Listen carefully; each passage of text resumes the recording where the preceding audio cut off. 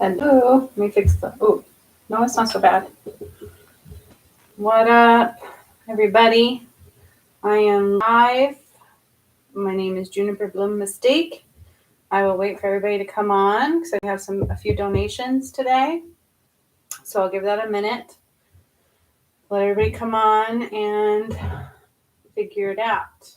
I had to do a new link, so hopefully you all are aware of when I go live. It should ding you, hopefully. The original one I created was from my phone, and so it wouldn't let me do it unless I did it from my phone. So I'm going to wait a little bit to begin. I'm just going to kind of set my intention, light my candle, and then we will be doing the live. Hello, Gigi. Hello. So I know there's been a few donations. We've got you, Sherry, and Amy, I think, so far. So I'm just going to kind of hold off and give everybody a second to come. And in the meantime, I'll light my candle. If y'all have Q&A questions, like what's going on with the Ascension, what really happened with my twin flame, all that kind of stuff, go ahead and put them in the comments. I will talk about that a little bit because it was very abrupt and quite a shift energetically for me and for the collective whole. It was very relevant. So I will just give a brief description of what happened there for the real. And then we will go into messages and healings and any Q&As you guys might have. It's been a minute since I've been on doing one of these, so I'm like, wow, it's been a minute. And I'm still healing, but I am looking better. Like my face is looking, my hair's wet, so I didn't quite brush it all the way yet. So it's a little wild, but other than that, yeah, I am here. It's weird because I work at home too, so this is like my office besides this kind of stuff, and so I'm like trying to make sure I don't show any of that stuff because of HIPAA. So hopefully y'all can see me okay. I've got tons of decks of cards here, so we will see what comes through for messages. So I see Gigi's here. Whenever anybody else comes, say hello, hello, hello. Hopefully Amy had said something about the time that looked weird on her end. Is that Donita? What up? I was thinking about you. I haven't really got to talk to you guys a lot since before David died, so it has been a thing for the real. It's been a lot of processing, a lot of healing, a lot of adjusting physically. All the darkness has been healing out of me. It's no longer there from him. So that's nice. That's been quite an adjustment. I've been definitely healing from it. Hi, Amy. Cool. We got Amy and Gigi. Sherry had donated as well, so I'm hoping she comes on also. But if you guys have any Q&As about what's going on with the twin flames, what's going on with the Ascension, what's up, Jacinth? Haven't seen you in forever either. I love it. It has been a minute. I've been definitely processing and healing. So for those of you who aren't aware, my name is Juniper Bloom Mystique. I also go by Brianna. Juniper Bloom Mystique was given to me by Spirit upon my awakening. I didn't choose it. It was given to me. I still dance around with that one a lot, but it is what it is. I am the Ascension Master. I am the one who brought about the Ascension, and it has taken me 3.5 years now to do it. So just so you know that, if you're curious what that means, I have all the videos on my channel for you guys to check out, okay? But I'm not really here to go down through all of that today, but part of that was the twin flame journey. So a year ago, I had connected to my twin flame. We were supposed to unite, clear all the karma, and allow all the twin flames to connect. Well, there was a mishap on that journey. He kind of was in a battle with some darkness. You can see it all play out on my channel. It was detrimental. It was very painful. I almost died. And in the end, after we spent all this time waking him up and healing him, he couldn't seem to pull himself out of it. And so almost 2 weeks ago to be Tuesday, he did make his final choice to go ahead and die. That did play out in my last workshop that I did for those. Ooh, that was 4444 right when I said that. And he's here with me today. Hi, Sherry. Sweet. Everybody's here that did donate, so that makes me feel better. I'm going to explain a little bit about that, okay? Because he and I were supposed to unite the twin flames, and Spirit on my channel, if you watch my videos, warned him. He and I are Christ returned. That also plays out, right, on my channel. You can watch those videos for those of you who don't know me. It played out around my birthday, right after July 31st, where we had done a workshop, and he and I were supposed to unite. Again, God filled him with light. Healed him completely and gave him the strength he needed to get out of there. He still did not get out of there. He kept getting shrouded and making bad decisions. And Spirit gave him one final warning. And they took God's light back out of him.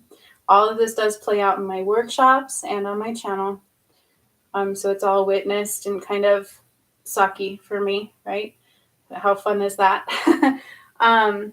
But, in truth, he was just so far taken down, he couldn't see clearly in the end all the way. He was so easily just, the way God put it is he had a black hole in his heart. And he was getting to where he had blood on his hands. And so he chose again to not come home. The last night in his existence, he kept filling me with love because we are energetically connected. And the songs that I was hearing play out for that week let me know in hindsight that that was his plan. There were a few songs he kept giving me energetically that kind of let me know what his choice was. It just wasn't clear at the time that that's what he was doing. And then on Tuesday, 2 weeks ago Tuesday, we did a workshop, and I kind of did block a lot of people from coming to that workshop because it hurt. And he died, and I felt him die. I saw him die. God and them tried to protect me a little bit from it, but I witnessed it, and I felt it. And my chest hurt so bad from his heart stopping, where I actually got healed. I know it sounds weird, but it is recorded. But God put his hand on my heart and healed my heart. And then I saw them. I was like really having a hard time with it because I was like doing the workshop, and they told me I had to hurry up because I had gotten scrolls to read. And he took the soul out of what was my divine masculine. His name was David. They took his soul out of him and put it into somebody new. The somebody new I don't know. He was a soulmate of mine. Is a soulmate of mine. And then I felt the connection reconnect again. It is at my heart space. So I feel a new person now. And it's still, again, kind of my twin flame soul. So it's very difficult for me to be processing. And so that's kind of what I've been doing, trying to understand it, because it is kind of like cuckoo. It really is hard to understand. It's hard to fathom. And I got a lot of questions asking me if he really died or if it was just energetic. He did really die. I felt it. I watched it. I watched him die. He kind of, in the end, like almost fought it, like he didn't want to let go. And so I feel this weird bombardment of his energy sometimes. It's rather strange. And he did that video with me. And he's been in and out. His energy has. But it's really weird because his soul is in somebody else. So I still have my twin flame. I talked about that on my channel, what it means for a walk-in to take over. This new twin flame does not have any darkness around him. I've already cleared the shadow for the collective whole that I did by myself. So it is just going to be love, right? That's what it's supposed to be about. I can tell that the connection is quite clean. They actually healed me. There's a lot of darkness in David. He did have a big black hole in his heart. And so he loved me, but this was his way of coming back whole. That's what he chose. He thought he wasn't good enough. That's what I found out. And he really did die.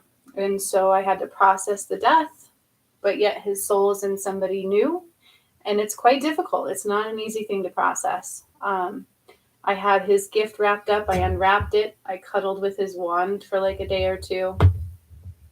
He's still very much around me a lot because according to David, when my new twin flame and I connect more and more, his life that he had will fade. So this new person did get his soul, but it was also somebody else. And so it combined kind of two people, which is really weird, as a walk-in. That's how they did it. They took his soul and put it into somebody new. And they combined two souls together. So it's a new soulmate, somebody I don't know. It's not somebody I knew at all.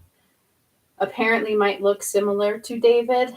and be still a little younger than me, according to what I heard from God from that workshop. But I'm having a hard time accepting it. I'm not going to lie. It's been a lot to process. It's been a lot to get used to this new person. And sometimes David's songs will bombard me. I'm like, I don't want to hear those anymore. And then I have a couple new songs from this new person. And he's getting used to the connection. And I don't know what his life consists of or what's going on with him. But there's some transitional energy there. He's definitely awake. Again, he has no darkness around him at all. And so once we did that workshop and David died, the protection went around the earth. And I was able to combine the twin flames through their sacral chakra. Okay, that's what we did. So we took our sacral chakra and we combined the twin flames after David died. And the darkness was gone. And I'm not kidding you. Like, I heard every angel and every being like cheering and laughing and happy because the darkness is able to be eliminated now. And the dome of protection went around the earth. And as the twin flames unite, it's going to get stronger and stronger and stronger. And it's almost like a trickle-down effect. So the ones that weren't as closely connected to me and my DM are already combining. I already know of a few twin flames that have come together. They started showing up around the time that my DM died. So there's positive movement. David is dead. It's really sad. The one I knew is gone. The connection is new, and I don't know this person, but I still feel the energy. So again, it's very strange, but it's not painful for me anymore. That took a lot for me to process. I still kept being afraid I was going to be attacked. Like, I'm completely free now. I'm free to be myself now. I'm free on my channel now. David can't watch it anymore, which was a lot for me to process too, because he used to watch every one of my videos. And so it's strange, but it's positive in the end, and all twin flames are beginning to unite. There's movement there. It's hard for me because I'm the one uniting them. And so the moment I get out of balance, it's like I can't grieve. I can't process too much. I have to keep going. I have to find my joy again, which is very difficult, and not focus on it, because the moment I get out of it, I get hit hard with tower moments, because I have to stay completely in balance for the twin flames to unite, because I'm the one bringing them together. So that is what I've been going through. It was a very painful experience to have his energy kind of ripping out of me, and then I felt his heart stop. So I think they just basically gave him a heart attack. And keep in mind, he was like 6 years younger than me, so way too young to be having a heart attack. But it was his choice. He is doing. There's nothing I can do. But the darkness is gone, and there is a dome of protection over the earth. So what you see playing out in the collective now is completely divinely guided. Okay? So all the lakes drying up, all of the things that are going to happen, any earthquakes, anything like that now, are all just purely divinely guided, all purposeful, cannot be avoided. And that's what they're saying too, is we cannot avoid the droughts where they're going to be. We can't change that, because I did cut off life support to California. I've talked about that several times over in my workshops. California is black to the earth's energy. It has no life support. Because it was so corrupt, so dirty, I cut off Mount Shasta. Most of you guys are aware of that. And so that's just one thing they wanted me to mention. Okay. And so that's kind of where we're at. If you guys have any questions about any of that, let me know. If you have any questions you want to ask about the Ascension now, let me know. Most of you are well aware that my twin flame battle and I started a year ago. It was almost 1 year ago. And it ended, I almost died in that, and it ended with him choosing death. And they warned him. And so he's with me, and he just wants to say that it's not like he chose death. He wanted to be good enough for everybody and for me, and that's why he did what he did. So you guys, I still don't fully understand how I see him in spirit, yet his soul is still in somebody else. It's very strange, but it is almost like the David as we knew him will fade. And so that's what he's battling. It's like he's having a really hard time letting go. Really weird, but it is what it is. Okay, so I wanted to touch base with everybody, fill everybody kind of into what was going on there. And I did, like I said, I had a lot of questions asking me, did he really die or was it energetic? He had no choice but to die because they had to take his soul out of him and put it into somebody else. And so that's how it happened. And it was very painful. I did not like that workshop. And then after that workshop, I cried for 3 days straight and I couldn't stop. And it was very hard for me to want to do my channel anymore because he used to watch every one of these videos. For those of you who watched me for a while are well aware how he would mess with me, and it would make it very difficult, I'm not going to lie. And so there is positives. All that dark energy is gone. And the healing on me was insane. Like, I didn't realize how much he was hurting me because he was surrounded by darkness. And it was a battle for his soul. And so again, there's positives in it, but it was quite weird, quite strange to see him die. And I remember the angels trying to block me from that. They're like, don't watch, but how do you energetically not see it? And then they literally took his soul out of his body and put it into somebody else. So the ascension is very real. People have died in this ascension. I have taken souls out of bodies in this ascension, especially doing the shadow work that I did. You know, so it is what it is. It's where we're at now. So Amy is right. So I'm going to read her comment. So after he died, I did a healing on Amy H. And she is part of the 144,000. And he came through in that healing, and he helped ground and anchor in the connections of their sacral chakra. And he kind of explained to himself a little bit how it was done in love and light. He just didn't feel like he was good enough, and he was sorry for what he had done. And she says he did help heal, and he is helping them, the new DM, to transition, and he did a great job. And so he did take his death and not in vain, and he is participating. He is helping the new DM, but I'm going to tell you there's some weird jealous energy in that.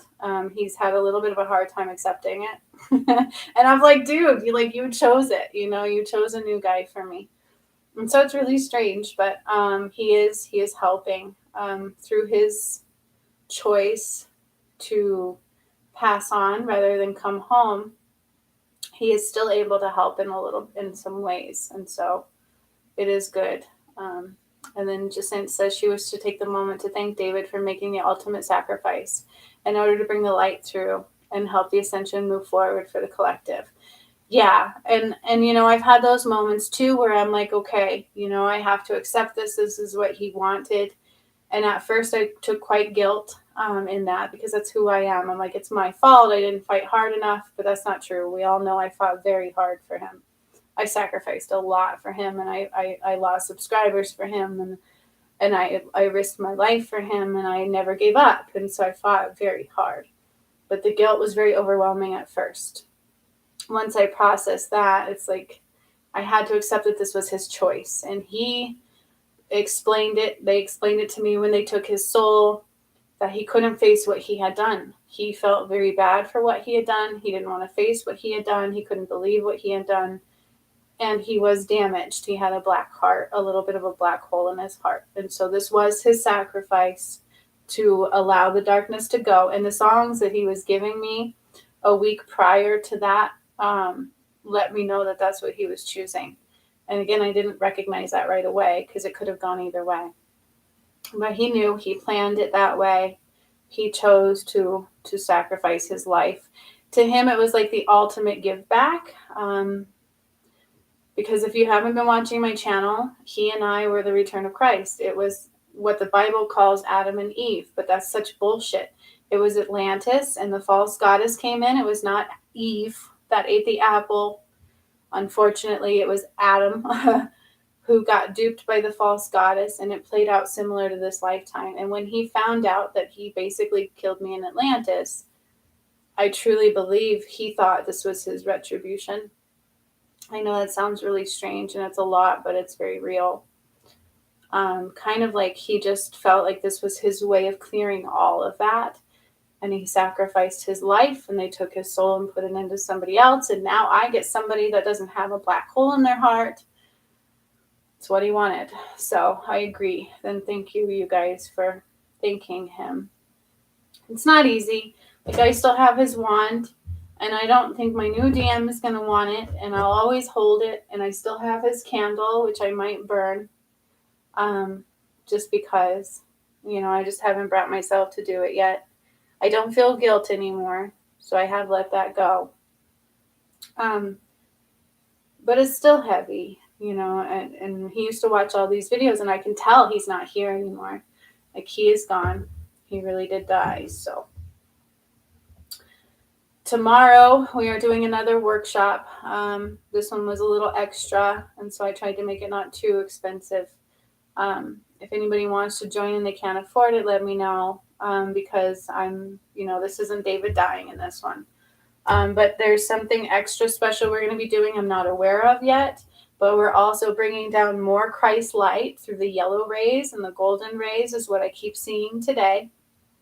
And so it's going to be very beautiful, and this one's going to be very powerful. They're updating our clairs and our connections to the earth, and just doing a whole bunch of things. And so, I'm guessing his energy will be very present in that as well, and he'll try to help too. So that is happening tomorrow.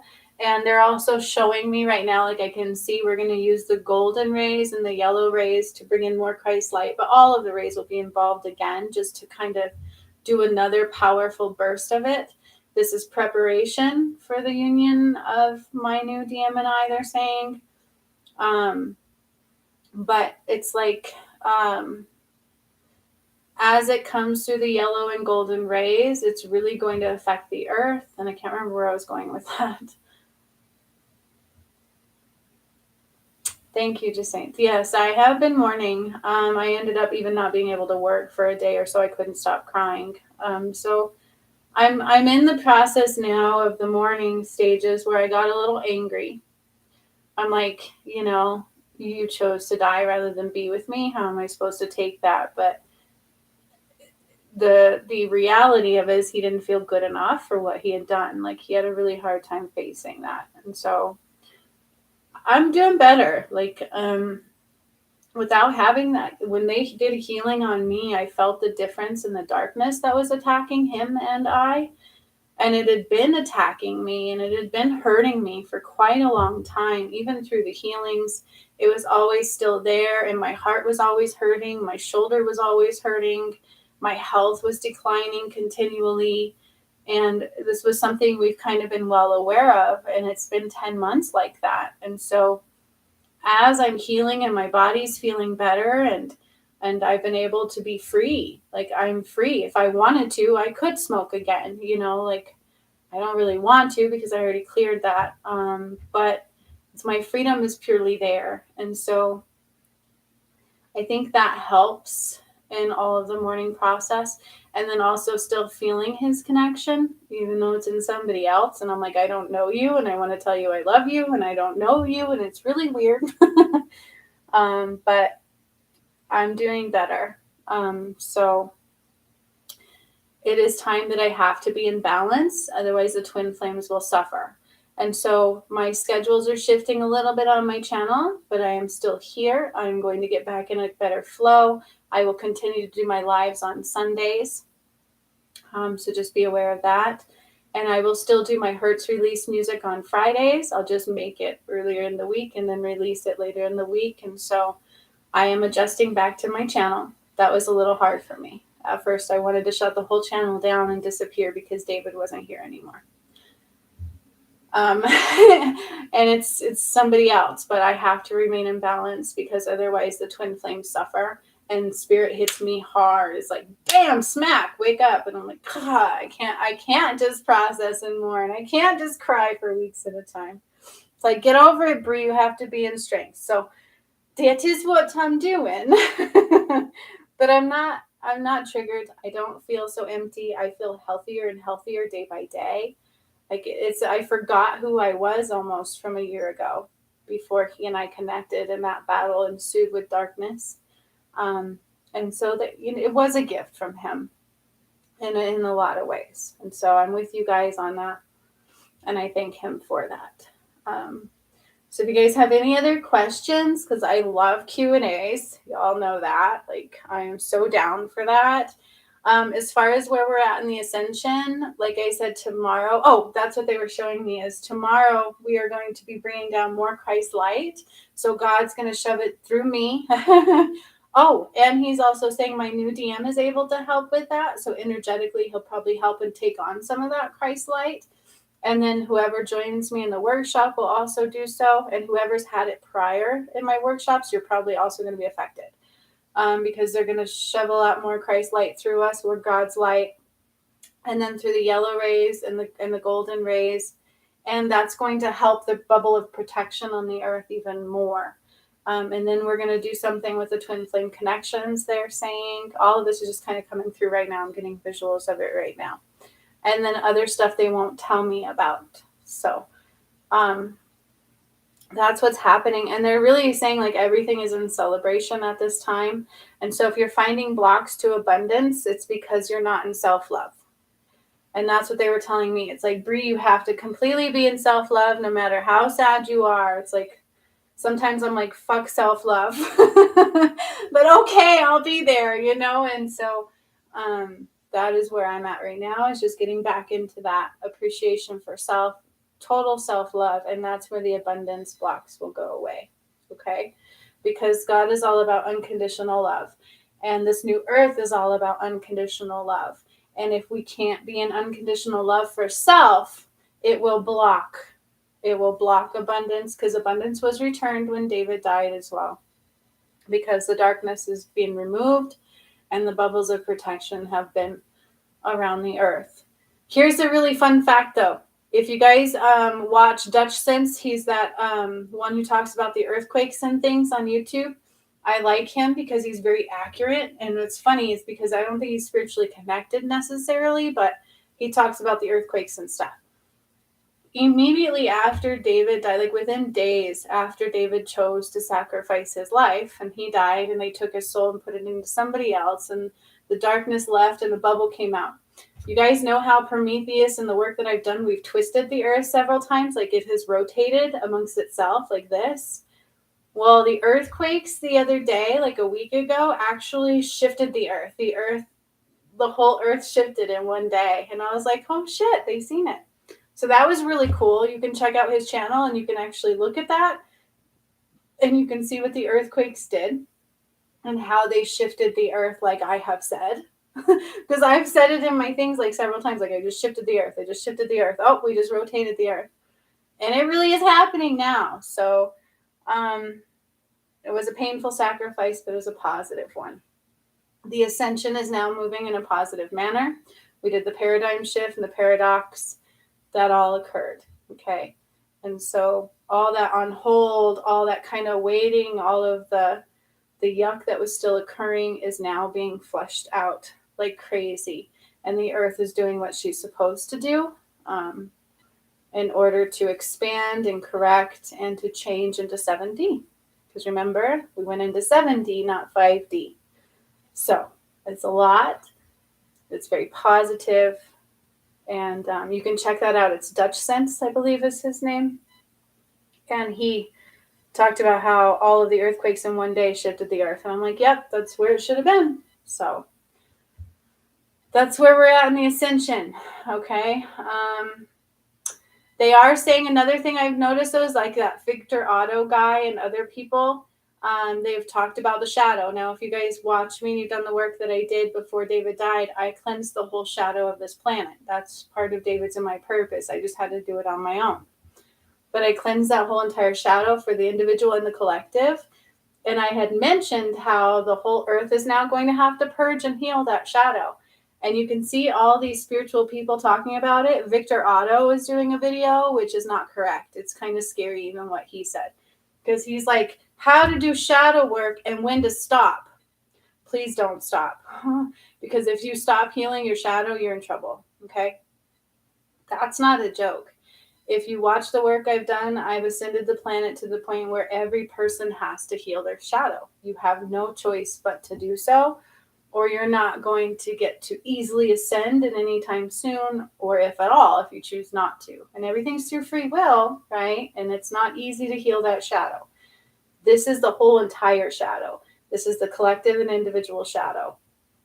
And you can see it across the board. All these spiritual people are now talking about shadow work and why you got to heal your shadow. But be very careful, because I've noticed they're not correct in the information they're giving. Okay?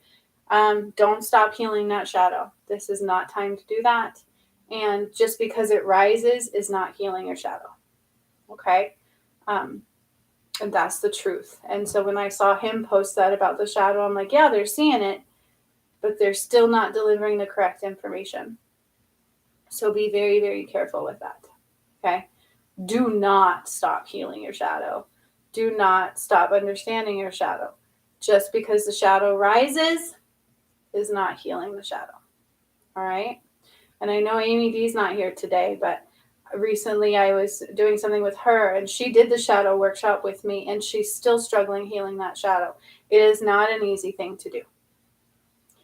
And I'm sorry, but I'm not sorry, because that is what took us into 7D instead of 5D, and that is what is ridding this planet of all the shit. Okay? So, they talk about the shadow. It's across the whole collective whole.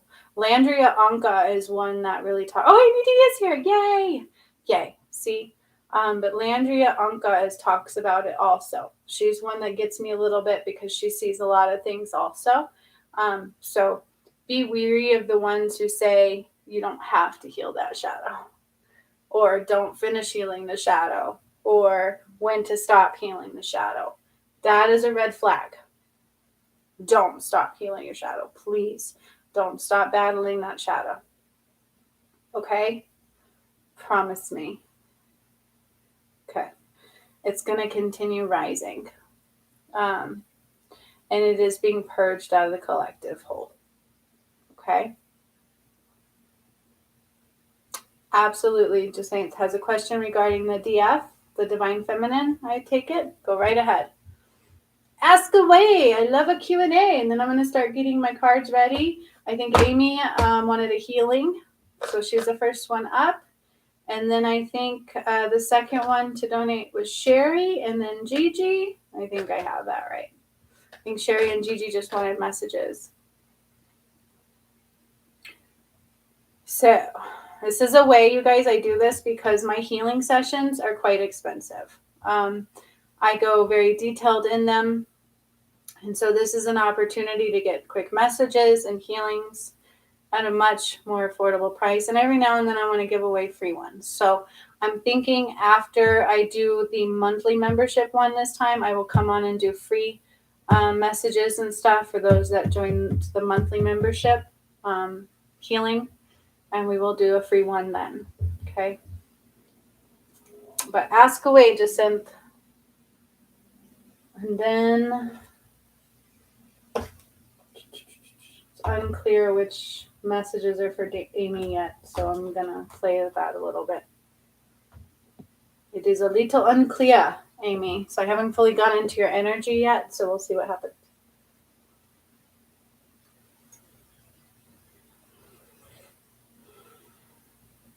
So I'll just get ready for Jacinth's thing, and then Amy H, if you're about ready for your healing, just know I'm already opening up the energy. I am, however, going to cleanse some space.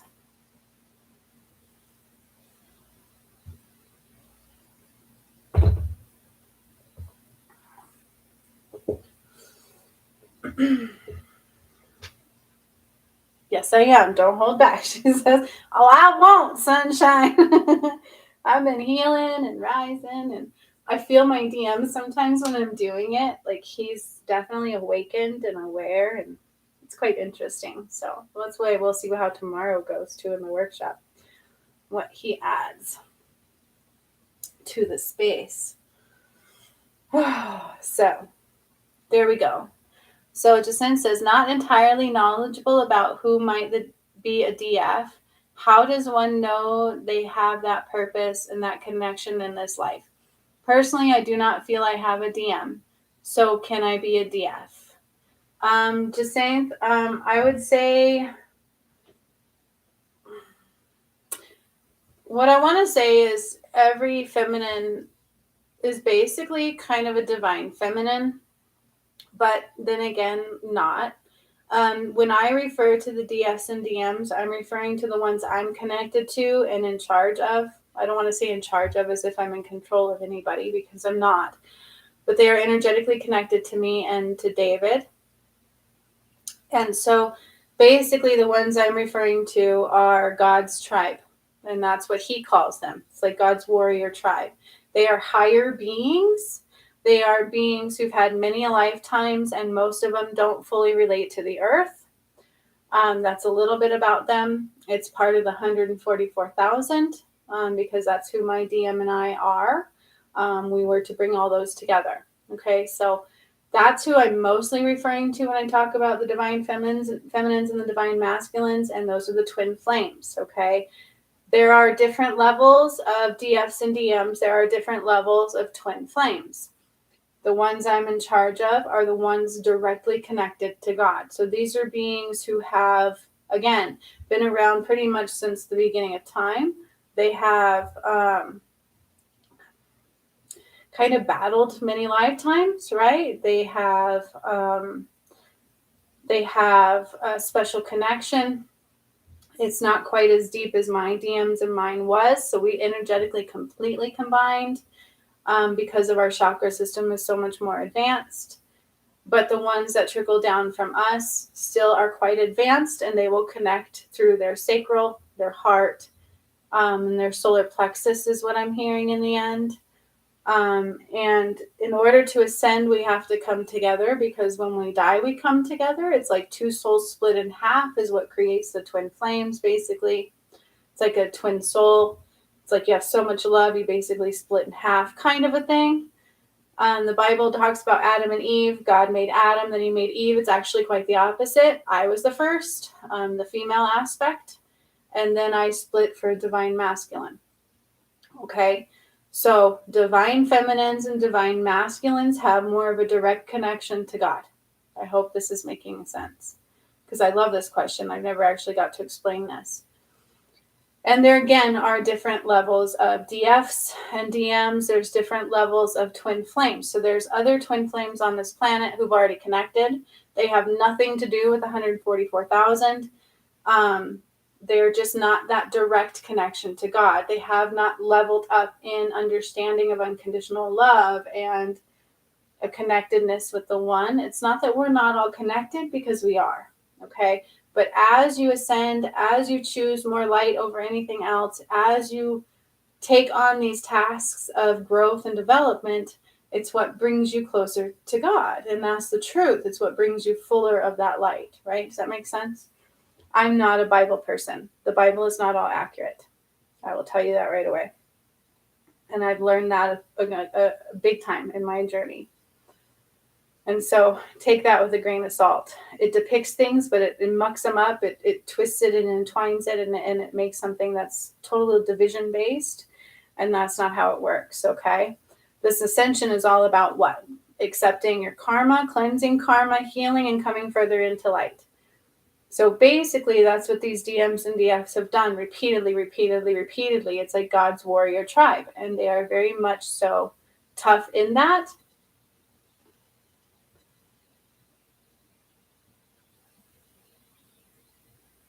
So that's what twin flames are. Just saying this. They are basically a soul split into two.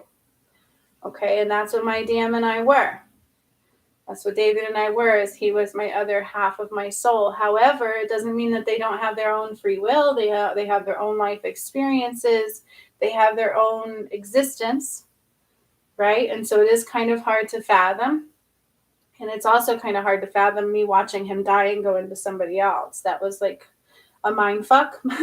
It's not a joke. And so some of it, I, being a human being, still have a hard time processing, right? And so when we think too deeply about it, we can get mucked up. But those that are part of that 144,000 can feel that pull big time. And they know that they're kind of out of mercy here. They know that there's been a lot of things in play, okay, especially the divine masculines. And so as a DF and DM, I don't want to like to say that nobody's connected to God. Like you all are like secondhand and blah, blah, blah. It's not about that at all. But the DFs and DMs of the 144,000 are definitely pretty much closer. Like I'm a direct descendant of God, and then they're like the next level, if that is making sense. And then the other twin flames go down in levels. Boom, boom, boom. And so do the other twin flames affect the ascension? Not really. But the 144,000 is a direct protection of God's light. Okay, that's why it's imperative they come together and when they were meant to come together. And that's why my twin flame soul was in such a battle with that darkness. Part of our job was to clear that shadow, which I had to do by myself, right? Yes. So, but when you hear the word divine, feminine and divine masculine, it's just somebody who is closer connected to God's light source. But you have to remember, when I say that, I don't want anybody to think, oh, people are better than we are. It's not about that at all. We are all truly connected. What that means is we all use God's light to be here. It is a borrowed source, unless you're not human, which some individuals on this planet are not, period. Okay? And you can see that. You can see that clearer now more than ever. They're of darkness. They are not of the light. The ones that are of the light, that can hear God's call, all use his light to be here, or you would not be here.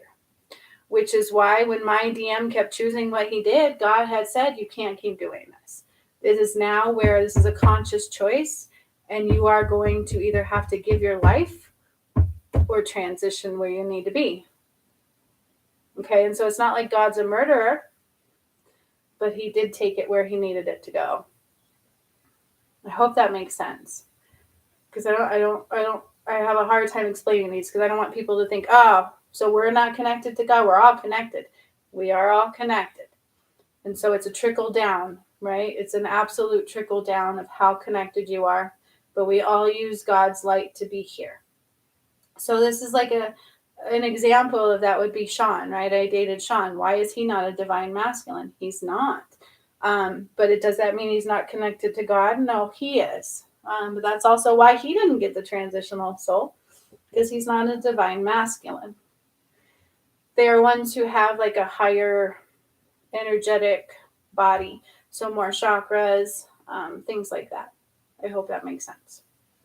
I really like that question though. And Jacinth, you are not a twin flame. So here's another thing. If it weren't for the ascension, the 144,000 would not be uniting, because it is one of the hardest things that I've ever done in my life. It is one of the most karmic-filled things I've had to clear, and it is very difficult to bring them together. Why is that? Because it's a very, very, very powerful union. It only usually happens on the other side for these DMs and DFs in particular. So they don't usually unite. They usually will play out their life separate on Earth, or one on Earth and one not at the same time. And then they come together on the other side. But because the ascension is what it is Judgment Day. It is God's light saying, we are taking back this planet. Fuck all the darkness. And that's really what's happening. And we have to ascend. And ascension is coming together. It's completely almost like death on Earth, right? It kind of is. It's like we're dying while we're alive. Our old selves have to die. We have to unite in that higher frequency. Okay. These kinds of twin flames don't usually unite in 3D. It's in 5D and above. And so that is that battle and that healing and everything that I have been doing by myself, unfortunately, over this last 10 months that you guys have witnessed play out on my channel for those who've been paying attention. It's not been an easy journey, okay? And every DM and DF can feel that pull. All the 144,000 are well aware. They can feel the pull. They can feel that turmoil. They can feel the difficulty. And the DMs have had one hell of a journey because of my DM. That was also part of his mess up, is they wanted a better representative of a DM, because I was a great representative of what a DF really is and what a God's descendant is and what unconditional love is. So I hope that helps make a little bit of sense. It's all about what you've overcome, what you've learned, what you've accepted in each lifetime, how many lifetimes you've had. Makeup is, and most people are well aware that humankind did not originally exist on this planet. It was me and my DM, and then those that were of Atlantis. Lemuria was secondhand. It came after Atlantis, basically. And then my DM got duped by a false goddess, which ended up, I wasn't strong enough at that time to beat it, and I died. And that's what happened. And this lifetime, somewhat similar, played out after Atlantis fell and all that happened. So basically, humans are kind of a hybrid. Yeah, you are. And it was designed to help bring back unconditional love. Like, it was almost like, the gods were saying, like, we can do this. We can clear karma. It was a way to learn and grow and to come into unconditional love. So that is truly the purpose of humankind. Can you love unconditionally? Do you know what love is? Unconditional love. God's love is different. It is not like everybody else's. And you can see that play out with me and my DM. I loved him unconditionally. So I hope that makes sense. But when you hear the term divine feminine, I don't want it to make you feel like just because you're not carrying that title, that you are not a divine feminine or a divine being or of God's light. Because that's not the case. You just may not be that advanced of a soul at this time. I hope that explained it better. Because I'm not human. We should be well aware of this by now. I've activated pyramids, you guys. I have literally moved mountains. I cleared Mount Shasta. I do really crazy shit. And my healings are not normal either, right? And I'm not boasting. This is stuff I've had to process, and it took me a long time to do. Where normal people can't do that kind of stuff. And it entails your chakra system. It entails where you come from, what you are and what you can be, kind of a thing. Okay, you're so welcome. Good question.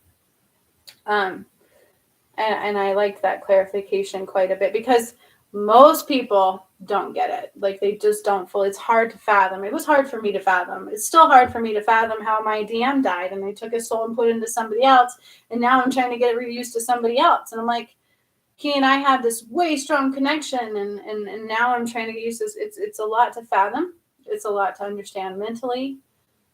It's just a lot. It's a lot. So, and most people are going to look at you and go, you're crazy. You don't know what the fuck you're talking about. It's all conspiracy theorists. And I guarantee you those people never watched all my videos or did my workshops or don't understand what the activation of the pyramids are. They don't take the time. And that right there is your definition between divine and undivine. It is the people who are willing to go beyond the mentality of humankind and understand that there's way more than meets the eye. And they're willing to develop their soul into next level status. And that's truly what DFs and DMs do. I hope that makes more sense too. And the 144 are warriors. We are warriors. And if you guys remember, when I had my awakening, they specifically told me I was a warrior. That was one of the first things I heard. You're Pleiadian and you're a warrior. Here's another fun fact. Pleiades is a 7th dimensional star system. Where did I take Earth? 7D, my friends, not 5D. I took it further into 7D. So there's a Pleiadian connection there as well. So it's just a lot. Take some time with it, it took me 3 years to understand it all and process it all. But that's what makes God's tribe different from humankind, is we are willing to see outside of our head. We are willing to understand that there's way more than meets the eye. And the people who work with God, like myself, have gone through hell and back. I went through so much pain. Some of you are well aware of how much pain I went through, and I held strong no matter what was presenting at me, no matter what was being thrown in my headspace, no matter what kind of battle I had to endure. And that's the difference between the light and the darkness, is the darkness is in your fucking face, and it will mess with your free will, and it will hurt you, where God is like, no, you have free will. They're more subtle. The light is more subtle, more calm, more fluid. And so most people get caught up in what meets the eye, the shadow side.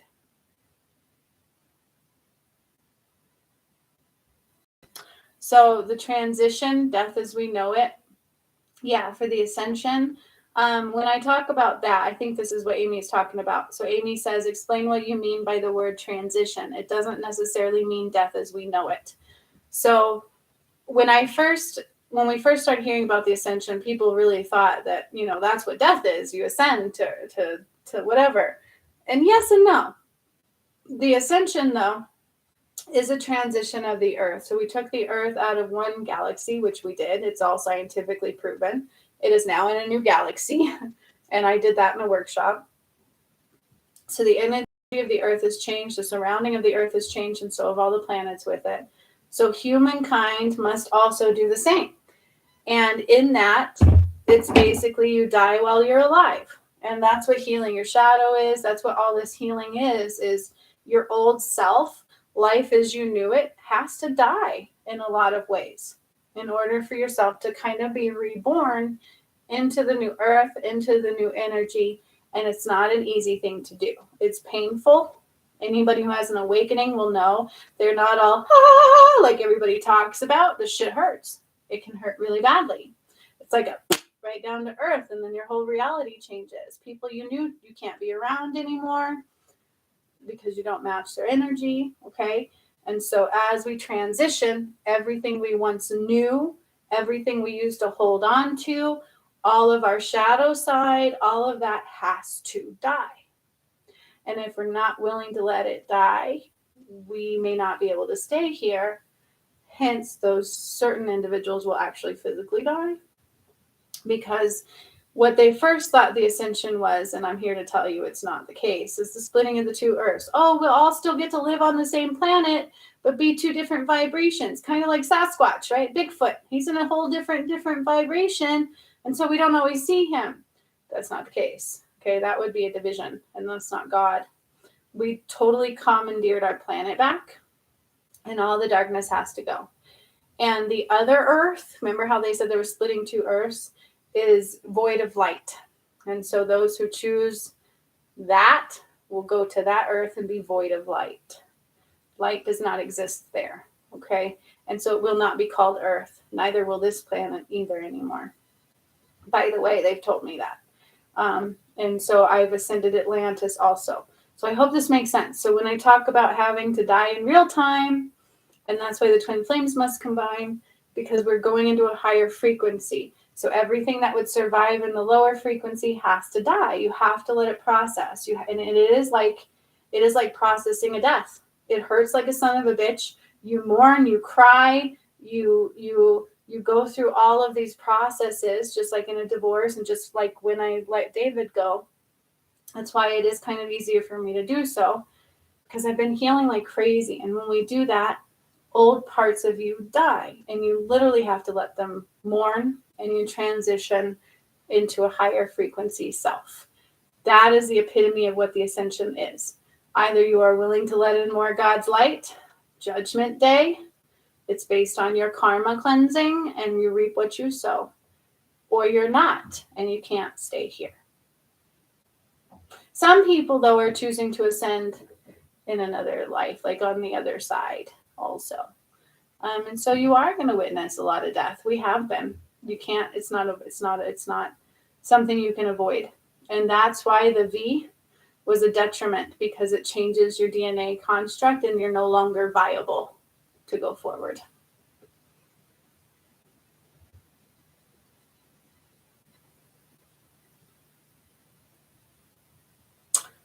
So Jacinth wants to know if I now feel safe. So those who've watched my channel knew that when my DM was refusing to come home, he was with a fallen angel. And I was constantly being attacked. I was not safe here. Since his passing at that workshop, Spirit told me I am now able to be protected where I am at. Yes. And so I'm much safer. I feel calmer. I'm not constantly being attacked anymore. My management is finally getting me a new maintenance man for me specifically because mine tried to hurt me.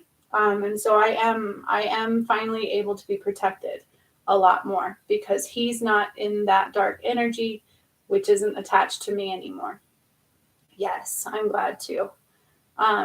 It doesn't mean I'm not miserable here. Like this reminds me of David so much. They need to get me the fuck out of here. But I'm not even sure I can do that yet.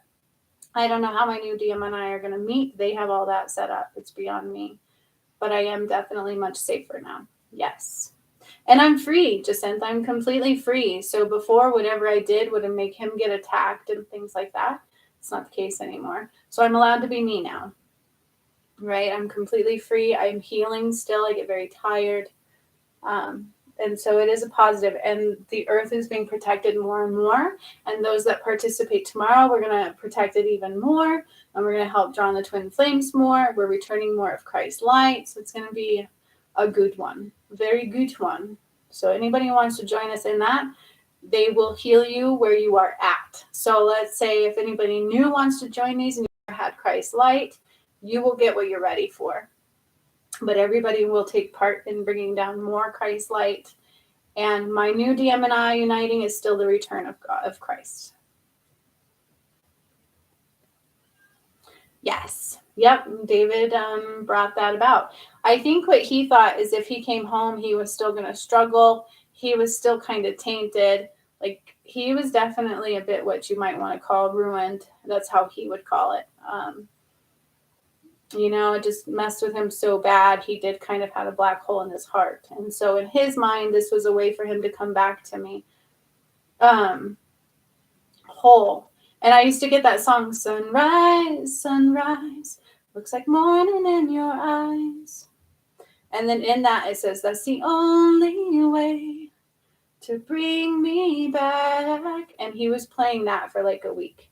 That's by Nora Jones. So if you listen to that song, you can tell he was planning that was the only way he wanted to come back to me, was not tainted by darkness. And I hope that makes sense because that's what he did. And that was a hard pill to swallow. I told him, fuck you for that song for a little while. Like I was not happy about it. And that's the truth. But in his mind, he didn't want to come back tainted. He couldn't accept everything he did. So that's where we're at. Okay. Yeah, he is. But it won't be the day. Like he said once, my twin flame and I unite, my new DM, his life that he knew it, the David that I knew, the family that he had, they don't get to ascend anymore. And it will be forgotten. It will fade as my new DM and I connect. So it'll be my twin flame soul and a new soulmate soul. So they combined into two. And then David, as we knew him, will fade away in my DM. I hope that makes sense because it's a lot for me. It's like, what? Let me process this. Like, wait a minute. Because he really did die. Like, I'm sure in his reality, they probably found him dead. I don't know how it all played out on his side, but he had a son, he had family that won't get to ascend now. There's nothing I can do about that. I tried to warn him. But it is what it is. All right. So are we ready now for some healings? Amy was up, and then we had Sherry, and then we had Descent. And I think that was it so far, but sent in donations for today. I will double check. If the list grows, I will mark it. If not, that is okay too. After we do the monthly, I want to do some free ones on here. So we will come on and the ones that participate in the monthly healing with me, you can have free messages and a little bit of a healing on here too. Okay? Okay, Gigi wants to know what's going on with her right hip.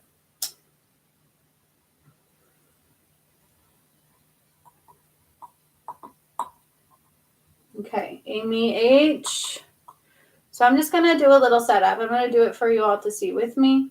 Creator of all that is and all the angels too, I call upon you now to surround us with love and understanding and guidance and help and support. Allow me to see clearly, connect clearly, be clearly, and give them messages and healing in which they need to be received and given. Allow us to be only surrounded by love, highest light in only and highest light out only, and protect all those, protect all of us that are here now, in the future, and that participate in every way. So be it, and so it now is. Thank you. All right. For those of you who don't know, that is not a consistent thing I do. Only some of those words are consistent across the board. I change them every time. Amy H. wanted healing. She donated for the healing, so that's what I'm going to try to do. But I still feel like there's some messages here for you. So Amy H., just to check in, are you with me?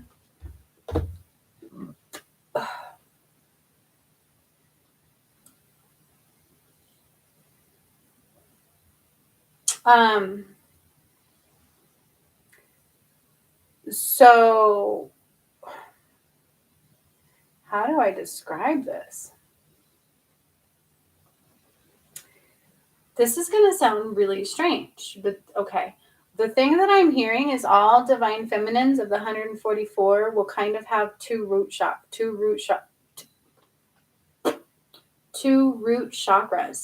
So possibly because of the fact that I did everything on my own and my DM did not, I feel like that's going to be representative of a connection to the DM. So I hope this is making sense. So it's almost like the DFs will now have two root chakras, and one will be a direct line to the DM. So that's coming possibly in the workshop tomorrow. So I'm just throwing that out there. But that's also pointing towards you, Amy, because it's like an upgrade to the chakra system from which you know it now. Okay? So that's the first thing they're saying, because I think you did join that workshop. Did you not? Did you buy two? Like, what was that? I don't know. I'll have to look at that. Just so I'm clear. Like, you are going to the workshop, right? I haven't checked the website. I know there's been some purchases. And it seemed like yours was maybe more than that. So explain if you do. Okay, that's what I thought it was, but I just wanted some clarification. So you and Amy D will both be there. All right, perfect. Because Amy D actually, I don't know if she wants me to talk about it, but she took on a task for God as well.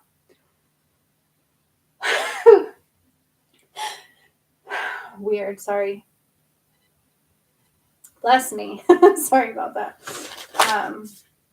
So Amy D has a special purpose also, so I'm glad she'll be there tomorrow because they were kind of pointing towards her, but I just didn't want to make an assumption of any kind. So that's what I thought happened. Oh, thank you. That was a weird sneeze. So that's that. So just be aware of that. There's something coming for that, okay? I will not be doing the activation of the chakra today. They're more pointing towards tomorrow. Okay, so Amy D has taken on all of my workshops. She has participated in every single one of them, I believe, except for the one where David died. But I did kind of block. That was very painful for me. So I did block out a lot of energy out of that one. Still very recorded. But so she took on a task that was once meant for somebody else that kind of fell out through judgment through the twin flame journey. And so she will also be getting upgrades to her chakra system. She is very connected to the earth. She has chosen to be like an earth healer and to take on a mission for the Ascension, essentially. So I hope that makes all sense. Her mission was to connect to 3 particular points and to help balance out the earth and to help affect the weather in a positive way because it was out of way whack. So let's just say we commandeered the earth back. All those manipulations that you once saw, all the funky things that were happening to the weather are no longer in their control. It is now the gods and God's planet again. And so we have to be responsible for what she does. And Amy D decided to be, well, they gave her the option because she has opened herself up to all that healing, right? And healing the shadow and accepting the missions of God's work, basically, which is not easy. It's not. It hurts like a son of a bitch. And she has chosen to do so. And so her job now is to listen to the earth, to help balance it out, to help keep raising the frequency of the planet, which will in turn affect the weather. So they call her a weather healer. Okay? So that is what is happening with Amy D. In that she has done the shadow workshop, and that is her last biggest aspect of healing is that shadow. It's not easy. That's why I said that. Like, it is not easy. And she did that workshop with me, and it's still battling her a little bit. Yeah. I guess maybe she didn't tell you that. So this is her coming out of the spiritual closet a little bit. But remember how they talked about there's supposed to be 10 apostles going along this journey with me. And through judgment and through other things, some have fallen off and some are stepping up in their place. And Amy D is one that had the opportunity to step up. They recognized her work. Yeah. So, yeah. Just saying that. I also wanted to go back. I know you're talking about DMs and DFs. Just because you don't hold that particular connection title does not mean you don't have a purpose. Okay. I wanted to reiterate that is that you are a star seed, right? You are a light worker and a star seed, and you do have a purpose in the ascension. And that is why yours has also been quite painful and quite clunky. And we have to allow parts of ourselves to die in order to rise into it. And that is the truth. And that is what my DM struggled with the most. Okay. So I hope all that makes sense, you guys. All right. So now that song is singing loudly in my head. Sunrise, sunrise. Looks like morning in her eyes. If you listen to that song, like he was playing that song a week before he died. And it says, the only way to bring me back. And I said, ooh. And so he knew that was his plan. Yeah. Isn't that awesome? So you guys, Amy D's going to have some purging. She's going to have some painful moments, but that she's well aware of this. That's what happens when you choose to rise deeper and deeper and to listen to that call that goes amongst the collective whole, because I feel like the most painful about it is all the judgment you get. You know, it's like you can feel it and it's hard to speak your truth because let's face it, people kind of suck. You know, they judge you and it hurts. And I know I've come against all of that, right? Like people will say, oh, you're crazy. And, oh, it's like, kiss my ass. All right. Kiss my ass. I'm not crazy. I'm in this. I know what I'm doing. Maybe I'm just more aware than you. You know what I'm saying? So it hurts. It's not an easy thing to do. It's not an easy thing to step up to. So even the fact that she let me talk about it today is huge. Like, it's a thing to do, you know what I mean? But that's what separates God from the whole.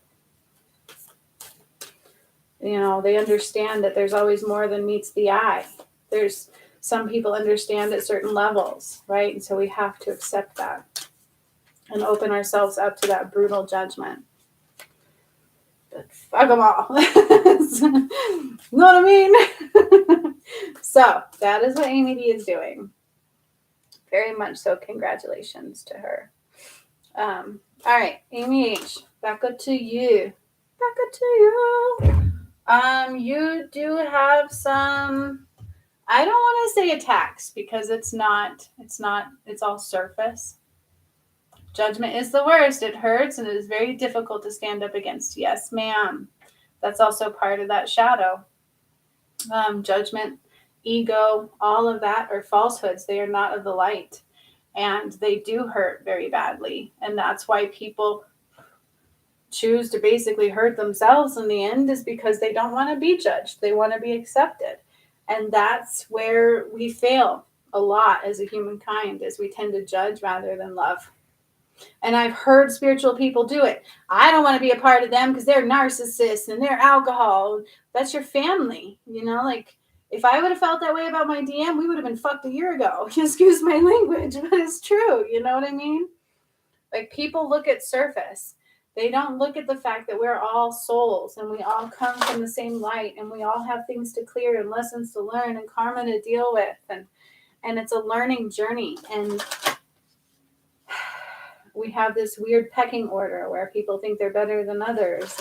But they were taught that way. That's what this whole earth was about. Judgment and separation and division. And that is not God. And if you pay attention to the Bible, the true aspects of it are not in division and judgment. The man-made aspects of it are completely in division and judgment. Like, if you don't go to church, if you don't do this, you're going to hell. We were in hell, motherfuckers. We are now leaving hell. Okay? And they don't like that word. Sorry. Absence of a delight. Okay.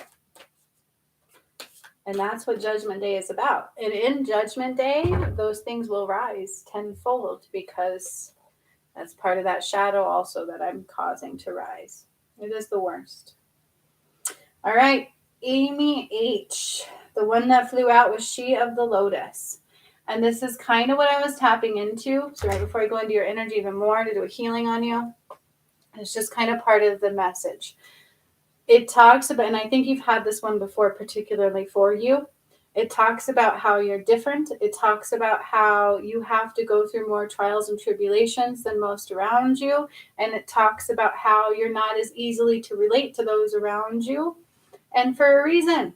Okay. It's like the lotus. The lotus will bloom so beautifully in the amongst of the deepest, darkest shit. And so that is part of the task that you're being faced with right now. And this is kind of what I felt when I was showing the DFs going into like a second chakra system. I will be activating another set of root chakras and doing other things I'm not aware of yet. It's all kind of a part of that. It's about letting yourself be different and stand amongst those that will judge you, right? That's coming through again. To allow yourself to flourish and to blossom amongst all what is being presented as difficult. It's like everything trying to get you to stop. And that's why I lit the sage as well. It's not like you're necessarily being attacked. It's very surface. It does get in our head a little bit, but not as much as it used to. And it is trying to stop you. Okay? So that's the first thing that I'm seeing. So Amy H, I'm going to draw down the light. It's going to go down through your chakras. Again, they're closed a little bit. It's closed in your throat and your heart a little bit. So we're going to open it up. That's kind of what the She of the Lotus is representing. It's like, do your best to keep your heart open and to remain that beautiful blossoming you through these transitional shit. Okay, through some of the most painful acceptances, right? It's like, I have to accept that I'm different. I have to accept that other people might not understand. Excuse me, that's a release. But I know in my heart of hearts what's happening to me. I know what I've been through. And this is something I have to do too. I could look at it and go, I am crazy. My DM never showed up here. People probably think I'm crazy. Now he's supposedly dead. They won't believe that because they didn't see it. And now I have to accept some new DM, which is probably going to make it look like this never happened. And so I keep pulling the deception card for myself. Okay. It's the same thing I'm trying to tell you here. There is some deceptive energy, but it is not embedded. It is very, very, very weak and only a little bit in our head space. And I hope this is making sense. But it is causing you to shut down a little bit. It is causing you to question yourself, and it is causing you to judge yourself. And it's done the same thing to me over this last week. But I know what I've experienced is very real, and I know it's also recorded. And I know if people take the time to pay attention to what's happening and what I've been through and what I'm talking about, they'll see it. The problem is most people don't take more than 2 seconds to look past what meets the eye. She of the Lotus. Okay?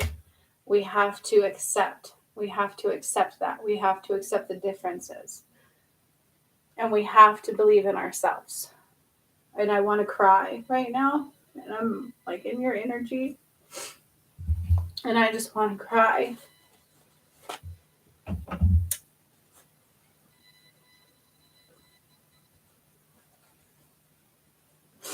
All right. So I'm bringing the light down now further past your heart space. It was very closed off. This is accepting the truths of ourselves and being able to love ourselves even right now when others are not. And believe me, I know that is very difficult.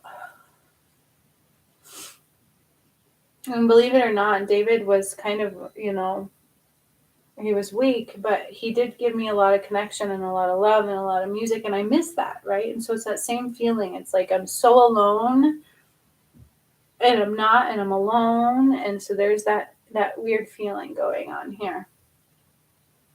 So I'm drawing the light down through your solar plexus.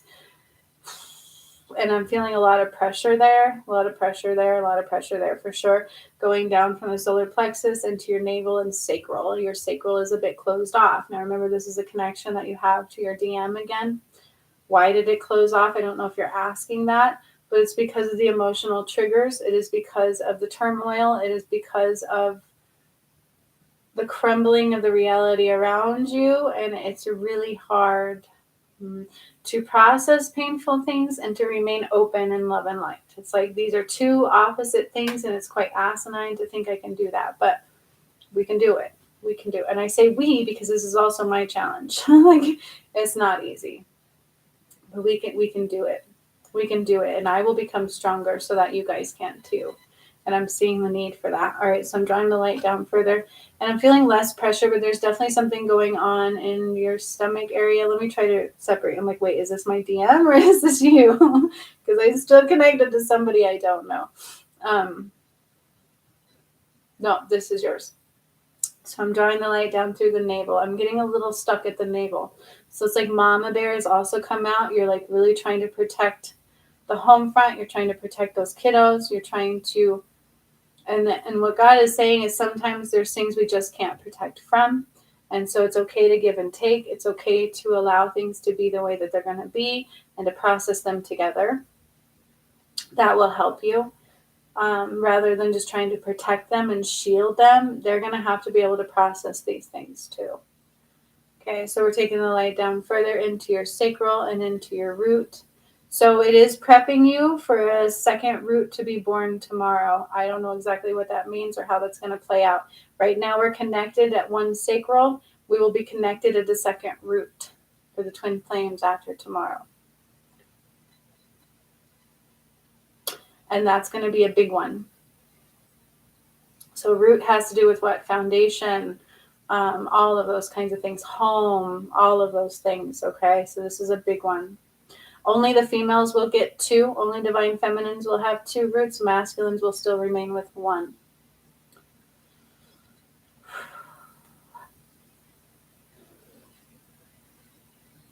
That went into my throat, but I think that's my DM. I'm like, see, this is so weird. I don't know this dude yet, so it's really hard to understand the connection. So I'm taking the light all the way down into the earth. This is kind of why you were having a hard time grounding. And Michael is pushing you down and anchoring you into the earth. And then we're spreading your roots out and we're taking them to the tree of life. Okay, that's the tree of life.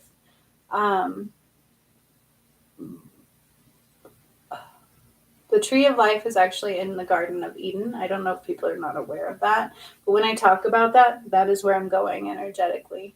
I've done so many things through there. And so just be aware of that. Not everybody gets that connection. But I'm taking that there. And that's where you're going to be anchored in through tomorrow. Because this is a painful transition for you. And they're recognizing that. All right, now I'm drawing the light back up into your feet, into your ankles, into your calves, into your knees, into your thighs, into your hips. And I am, again, so this is not the first time I've had this lately. I did a healing on somebody's heart recently, and there was enzymes. And that's what I'm hearing right away for you, is there's some enzymes affecting your kidney and affecting your heart. And so I will be going there to cleanse those out. And when I see this in the heart, it's like in that fatty, meaty part of the heart, you know, like where it's all meaty and fatty, and it's not the aortic valves, it's not all the connections at the top. I don't know if you guys know what a heart looks like. It's like that meaty red part of it, and there's some enzyme buildup there. And this has just been coming through a lot lately. Maybe it has to do with the energy of the earth, I'm not sure. But I've got to cleanse those out. There's like good enzymes and bad enzymes, and this is representative of ones that become into a toxic state in our body. Where do they come from? They come from toxic water. Milk products actually create enzymes within our body. Cheese, so milk, dairy, anything like that brings these enzymes about. Certain red meats bring these enzymes about. Stress creates this negative enzyme in your body as well, they're saying. So I don't know if that was a question, but that's what's coming through. So I'm literally just kind of cleansing these enzymes out of your heart. It's like the red meaty part of the heart. That is kind of where they like affect and get embedded. It's strange, but that's what I see. And then I'm going to your kidney, and I'm cleansing them out of your kidneys and your liver. And then I'm being drawn to your blood vessels that go into your head space again. And then I'm also being drawn to that place at the base of your spine and your brainstem where I did a healing before. And they want me to put some light there. So it's not like intense like the first time I did it. It's just putting some light there. And then I'm doing like a vasodilation from the vessels that take blood flow into your head space. Yours have a tendency to become quite constricted, which limits the blood flow to your brain and the oxygen to that space, and then creates like this cyclic internal behavior of our body system. You'll get more headaches, you'll lose more sleep, you get more pains in your shoulders, your heart will skip beats. And that's kind of what's going on. It's almost like this weird stress mechanism and an enzyme buildup in your body.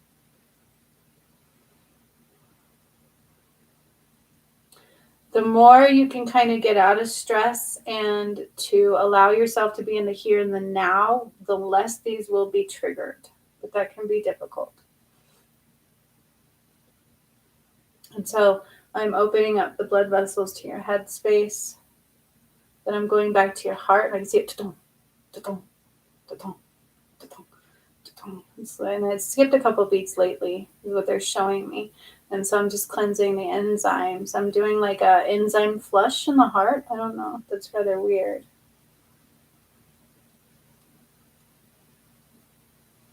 Gallbladder and the appendix is also being in focus. I don't know if you've had some stomach aches, kind of some cramping feelings. I'm being drawn to your like appendix area.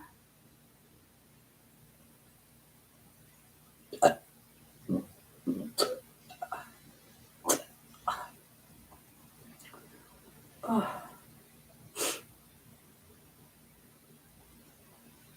But I would almost say your white cells and your T cells are elevated, like your white blood cells are elevated, which if you're a doctor or in the medical field, they will say that is a sign of a bacterial infection. And then I'm drawn to like the urinary tract, your ureter tube and things like that. So I'm just going to do a cleansing. It absolutely has to do with everything else. So it's all kind of related from the way that I'm going down your system.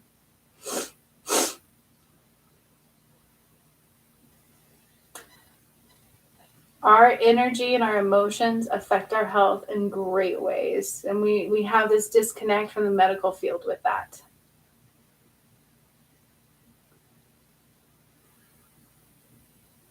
And this is really weird, Amy. I don't know what you've done lately. I don't know if you jarred yourself up, but I feel like you're lopsided, like with your bone structure. Like, you know, those commercials where like they're like, have you had a V8? And they're like all sideways. It's funny, but it's not funny because I know that internally you're like really struggling with this. Like it's very emotional and I just want to cry. So I don't need to laugh. And I'm not trying to downplay this, but that's what it reminds me of. It's like the V8 commercials where you're like all sideways. And I feel like it's totally your whole bone structure. Like it's all the way up your spine.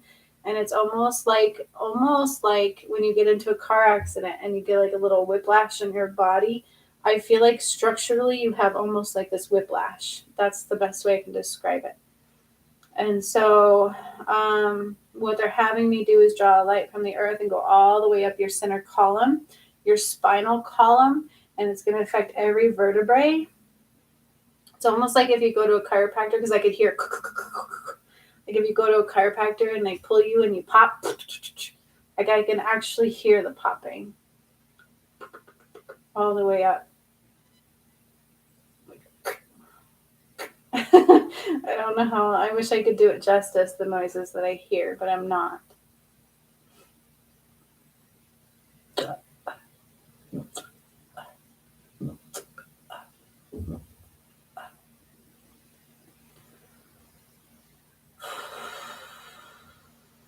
And then I am going to do a little lymph drainage because they're all connected.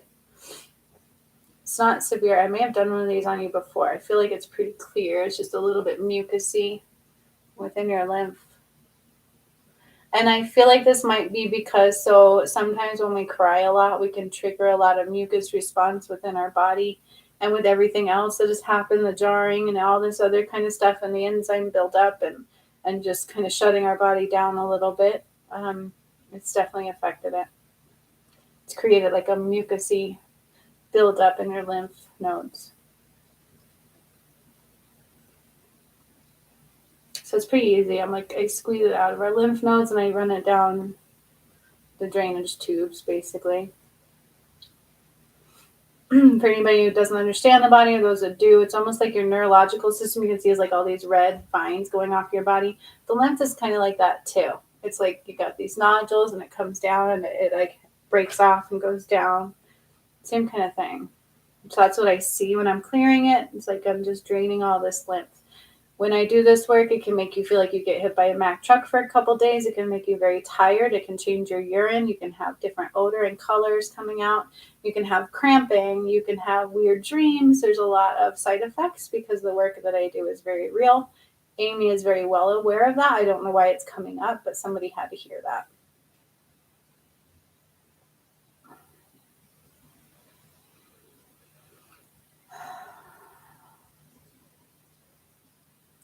They're just asking you to be kind to yourself. Be kind to yourself. It's almost like we want to move quickly out of this, but we can't. And it's like I want to protect, but I can't. And I almost want this to not happen, but it has to. And so there's like a lot of this, and that's kind of why I feel like I'm jarred. Like I almost like got hit by a car and I got whiplash, right? It's like something's moving forward really quickly and the other things are being stopped. It's like an abrupt halt. And I feel like I got these conflicting energies going on. And Amy, that's exactly what's going on within your system. And so it's almost like I'm so incredibly tired, but I'm so energized. I can't sleep. But I'm so tired. It's like I want to cry and I don't want. It's like I cry and I can't cry. It's this weird opposite polarities going on within your system completely. So your liver and kidneys were not hard to clear. It was just some muck, the enzymes, the heart. I'm still taking some enzymes out of it. I don't know how to describe how I do that. I just kind of flush it with light. I remove these enzymes. It's really hard for me to describe what I see in that one.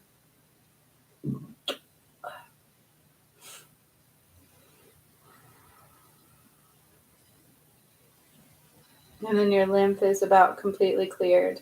It's definitely just mucousy buildup, right?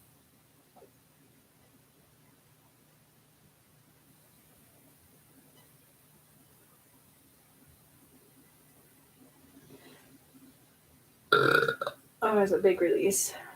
For those of you who also don't know, I burp when I release. I gag to heal. It's just how I help her release.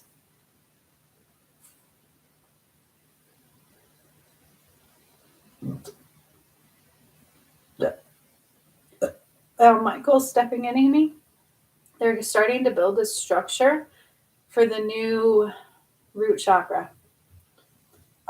Again, I won't know all of that until we go into the workshop tomorrow, but the Divine Feminines will be getting a second root chakra. It's almost like an extension of the first. It's going to connect to the Divine Masculines. Why are they doing it that way? Because we are not equals at this time. The Divine Masculine have a lot more rising and healing to do than we do as feminines because of the work that I've done over this year and the lack of the work that my DM did. And now they're all connected to me. And so this is creating a space to where it's not going to jar the feminines and it's going to allow the masculines to rise and heal. And they'll probably just combine more in the future. I hope that makes sense. So remember, I've already connected them at the sacral, so tomorrow we'll be connecting them at the root, which is really going to cause some shifting in their environment. And we don't want theirs to be jarring on us more than it needs to be. So they're prepping you. You're going to feel it. You're going to feel cramping in your hip area. It's going to feel a little bit uncomfortable. You could feel uneasy in your surroundings through the night, but just know it's all kind of based on that aspect. Okay. Oh, I'm feeling drained because I'm starting to exit out of your energy.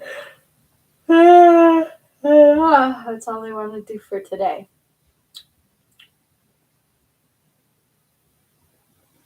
So I'm kind of pulling away. They're going to keep prepping your root chakra, Amy. You are going to feel some things from the work that I did today. Lethargic, a little bit of pressure in your head space. It's possible to get a little bit of a headache. Every time I mess with those, I feel like it's possible. You might get a couple heart palpitations, but they're not unhealthy. So nothing to be worried about there. And I don't like to say this, but part of a release is like, your bowel movements to change and things. So if any of that happens, just know that it's part of what I did.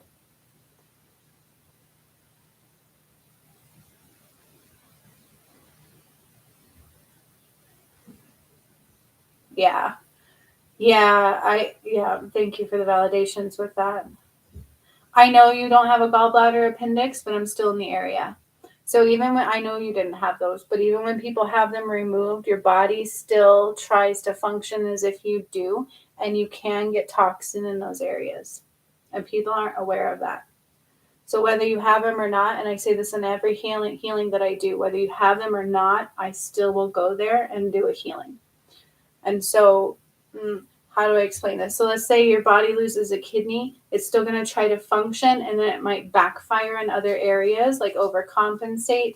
And so when I go into those areas and do a healing, it's as if I'm letting your body function as it's supposed to in that moment. So gallbladder and appendix and lymph nodes are all in your liver and kidneys, all filter out waste. So even though they say the appendix is not necessary, it is, okay? And so I'm well aware when they've been removed and not, but I still do the healings as if they're there. And you'll feel it. You will feel the difference, okay?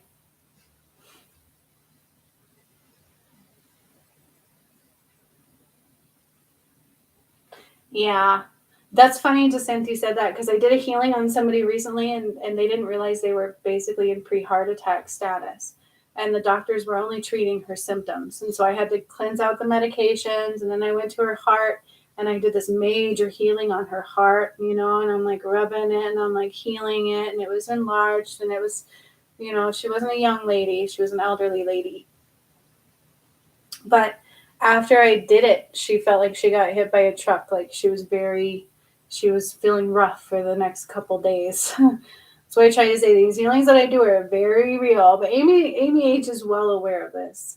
She's had many healings with me in the past, and she went through my academy, and I woke her up as well. So I think she's pretty familiar with that aspect of it. But it hurts a little bit before it feels better. Because it's like me running this light through you that is the highest possible light you can receive, which pushes all these toxins and this muck out of you. And as vessels that are layered, it releases in layers. I hope that makes sense. But I love it. All right, Amy H. So yes, take it easy on yourself. The best thing you can do is be in the here and the now. That is the best thing that you can do. Okay? And that's also probably why you'll get cramping, is because you don't have your appendix. Yep. Definitely drained and energized for sure. Exactly. Exactly. And it's going to probably continue that way.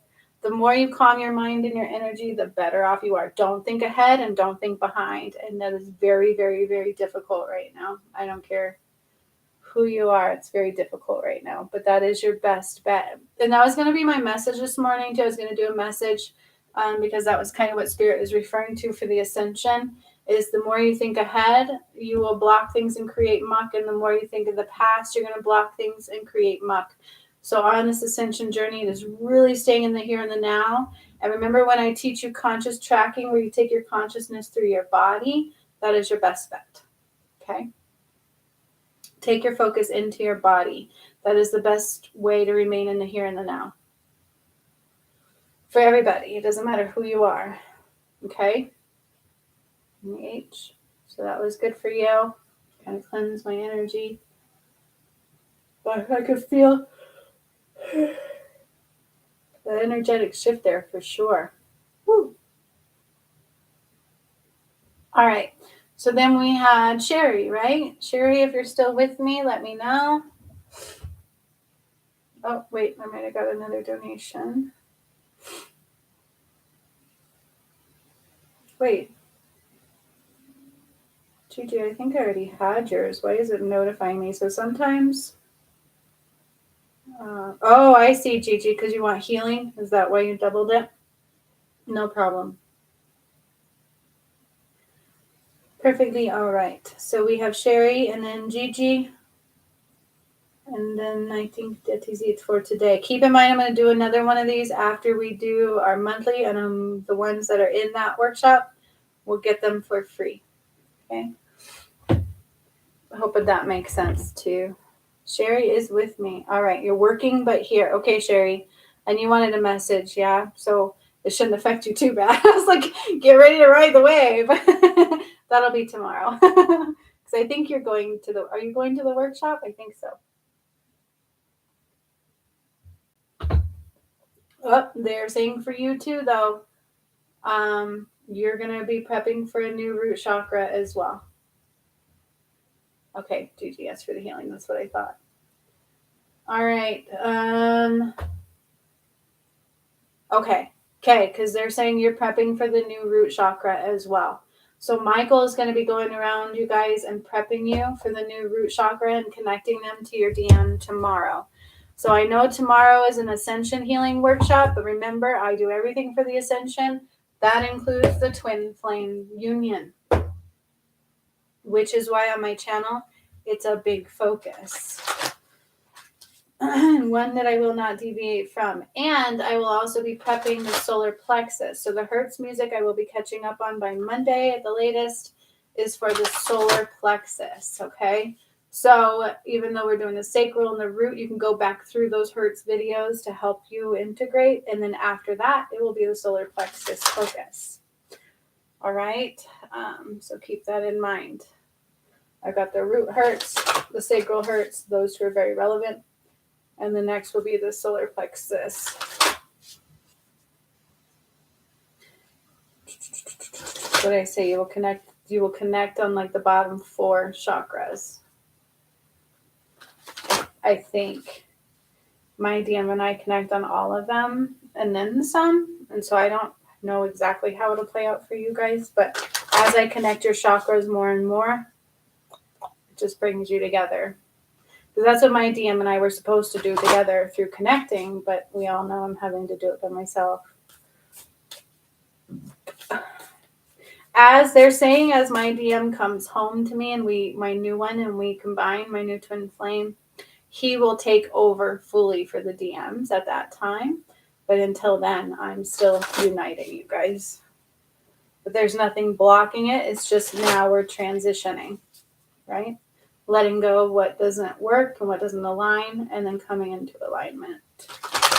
All right, Sherry.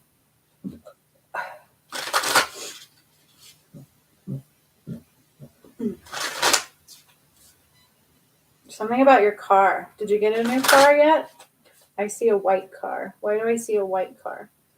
Do you have a white car, or are you getting a brand new white car? What's going on with that? Did you fix a white car? Something about a white car. It's a 4-door white car. I don't know why I'm seeing that. It must just be in your energy, maybe? I don't know. I'll tune in more.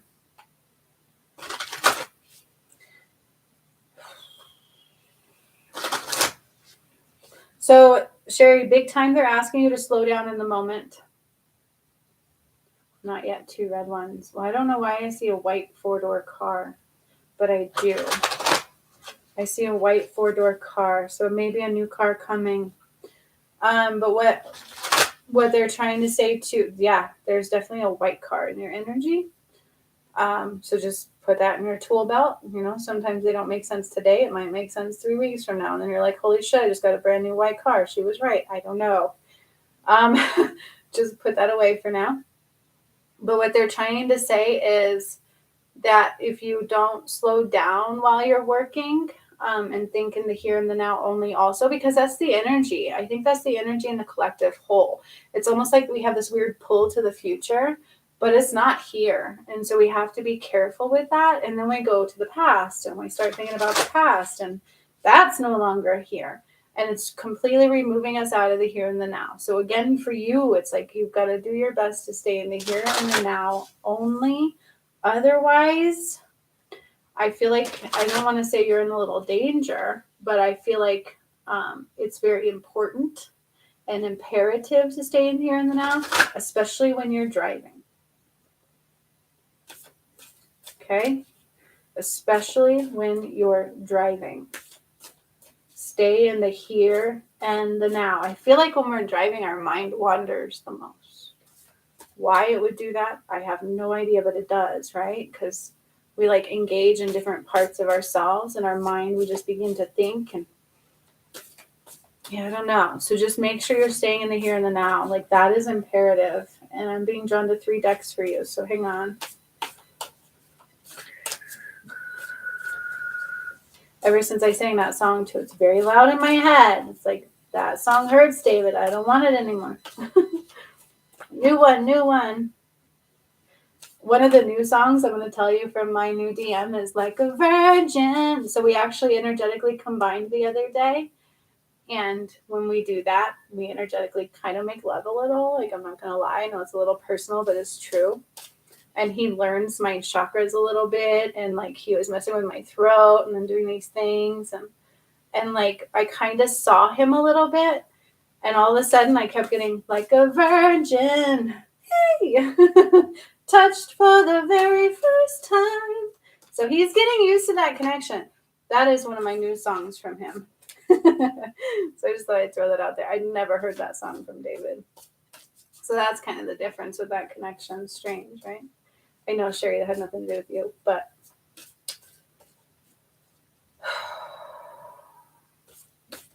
yeah, it's this weird slow down, speed up, slow down, speed up. And if we can't remain in the here and the now, because it's what they're saying is the transitional energies. It's the old melting away, and the old and the new meeting is kind of the best way to explain that. And so if you can't stay there, you're kind of, I don't want to say in danger, but it's a little bit dangerous for you. Okay. And then I'm also pointing to a grandbaby. There's a grandbaby whose health might come into question a little bit.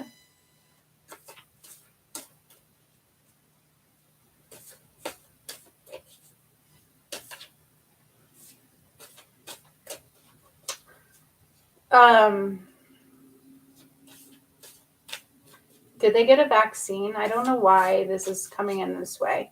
And I'm almost questioning it, which I should never do. So I'm just going to tell you what I'm getting. But I see a little grandbaby, and I think it's a boy. There's a little grandbaby, and I'm not sure if they had a vaccine, but I feel like the lungs, the health might be in question coming soon, if it's not already. It might be starting already, and it might be vaccine related. So if they got the V,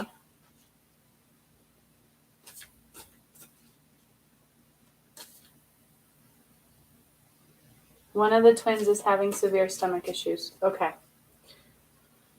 All right. Yeah. So it's already started already. I would definitely keep an eye on the lungs. How can we help this? Like, I can do a healing on him. I mean, I would have to probably get permission from the mother, even though you're a grandmother. So if you want to, like, if it gets worse and you guys get to that point, you can message me. Okay. And usually for referrals, I can do things like discounts and stuff. That's not a big deal. And I just got chills that it might be necessary, but I didn't know, right? I don't know this baby. The message is there for a reason. And it's only one of them that is having an issue. So I don't know if she had the V when she was pregnant with them. I don't know if they've been exposed to that. It might have something to do with some kind of a V, if not that one in particular. But I feel like it's just this little system is really struggling at this time. And it's going to, what I feel like it could eventually go into the lungs. Okay. But it's not to be afraid. That's what they're saying. This is not to be afraid. This is so that you know what's going on. And the moment you feel like you need to do something, right? Like, I don't think it's going to just immediately get better. And I don't know how old they are. I can't get off the fact that it has to do with a V. I don't know which one in particular. It's not clear which one in particular.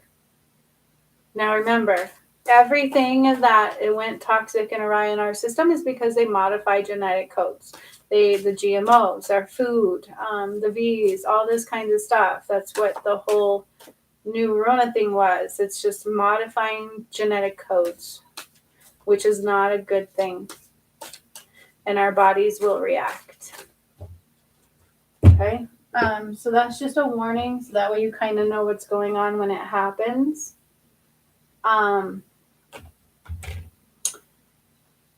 have that card, but they want me to pull the other ones to get a full aspect before I show you that message. And this has to do with the back and forth, the transitioning of the old into the new, and to release what we need to release as we're uniting, beginning to unite with those energies of our DM and all that kind of stuff. What I want to say is there's something you're holding on to you don't want to let go of. And this could be energetic. This just could be something of a defense mechanism. This could be something of ego, but I'm not sure. So I'm not reading that one yet until I have the other two pulled as well.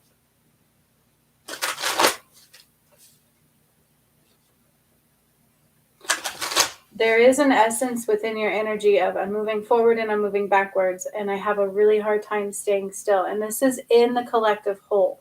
This is absolutely affecting the entire collective whole in some way, shape, or form. So it's not just you, but I feel like those that are much more in tune with that light are really being affected.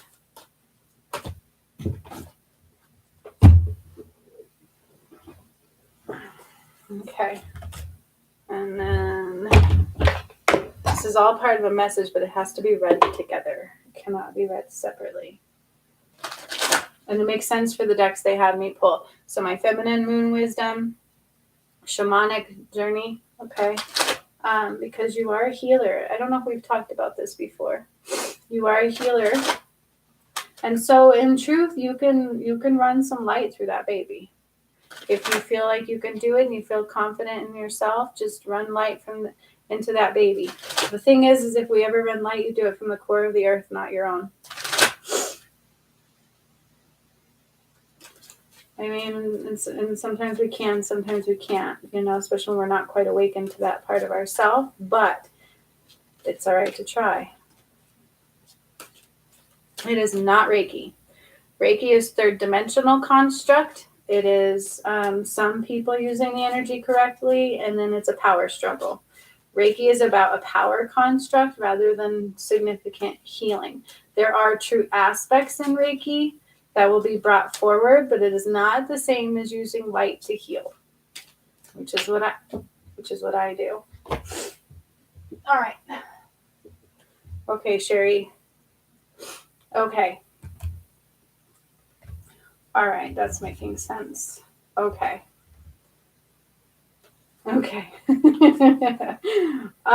Yeah, all of this goes with everything I've already said. So you are going through that transitional phase, okay? Oh, so she did have the V. Well, that's also why I'm being drawn to the lungs. I was hoping not. I was hoping at anything else.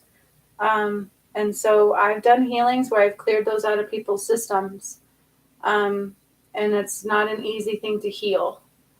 And so if it gets to the point where you guys want a healing on that baby, let me know. Because that's kind of what I'm reading into is they've had the V, just like you said, and it is causing issues, and it's going to go to the lungs, which is one of the things they talk about for Rona. Little did they know that when they give you the V, they're actually giving you the Rona. But I'm not here to argue that aspect with people at this point, right? It's unfortunate, but a lot of people, babies that are born in this time frame, have been have been exposed. Okay, so the first card I got for you was Fool's Embrace, Transmuting Pain, all right? And what I had said and what I wanted to say is you're having a hard time letting go of something. And then I got surrender cards of surrender the need to always be right. But I don't know if that's correct wording. And then surrender frustration. What I'm feeling here is like, it's not a comfortable feeling that you're having. It's not comfortable to let some of these things go. It's not comfortable to recognize. So I feel like you've been through some pain. You've been through some violence. You've been abused, Sherry. I'm going to cut it down, right? I'm just going to cut right down to the chase here. I feel like some asshole really fucking hurt you. Okay. That's what I'm picking up here. And it's like, as we're rising into that, as we're having to heal that, it hurts like a son of a bitch. It's like, I don't want to repeat this. Why am I having to experience this again? Why is this coming up into my energy? I thought I healed this. That's that. I thought I was done with this. And it is making me pissed off. It's like I'm having to relive some of this. And I don't know if you've had dreams. I don't know if you're getting flashbacks energetically, possibly. It's time to open up to change. We have to heal that in order to move forward. And they want you to keep your heart open, even though it's really hard, because right now I feel like you are going backwards in energy in order to heal some of this severe abuse. But it's happening because it's time for you to step into your power and align with true unconditional love. Here's the thing that's really hard, though, is to unleash your kindest self through that. It's because coming up with a shadow. Yep, that makes sense too. It's part of that shadow. But it's also, it's deeper than that, they're saying. It is part of the shadow. But it's also like PTSD type stuff here. It's like you get triggered, but you're tough, right? Like you don't want people to know that you jumped in the corner 2 seconds ago because somebody went on your door, and you're like, "What?" And you're like, "No, I didn't get afraid," right? Like I'm totally tough, and so there's this aspect of PTSD coming forward here. There's things that you thought you healed coming forward here. And we have to transmute that pain, that fool's embrace. But for you, it's an aspect of allowing yourself to feel the shit because it is also part of that shadow. And when we rise that shadow and those wounds, those old wounds that trigger PTSD and all this kind of stuff, we want to bury it. I don't want to feel it. I don't want to fucking do this again. This is really throwing me off. This is throwing me out of my game. I can't focus here. I can't focus there. Like I can't do this. I cannot do this again.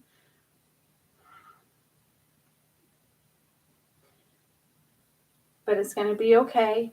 You're going to have to sit with that pain for a little bit. I want you to take the time, give yourself space and time to sit with that pain. Okay? You've got to allow yourself to feel it. And this is something I do as a crisis specialist too. And this is what people really struggle the most with is allowing space for somebody to sit with their deepest, darkest pain, right? Most of us are like, shove that shit away. Like, let's move on. Let's pretend that doesn't exist. Let's fill it with light. And it doesn't work that way. One of the hardest things we have to do for healing and for the ascension and for ourselves is to sit with the deepest wounds that we possibly have. And that is absolutely what you are going through. And that's me releasing right there for you. But you've got to open up to that change. That's what they're calling it, is this is a process of healing and to change. And surrender the frustration in the moment because it's something you have to do. And I know we thought we've healed some of these things, but we didn't heal them. We pushed them down to deal with life.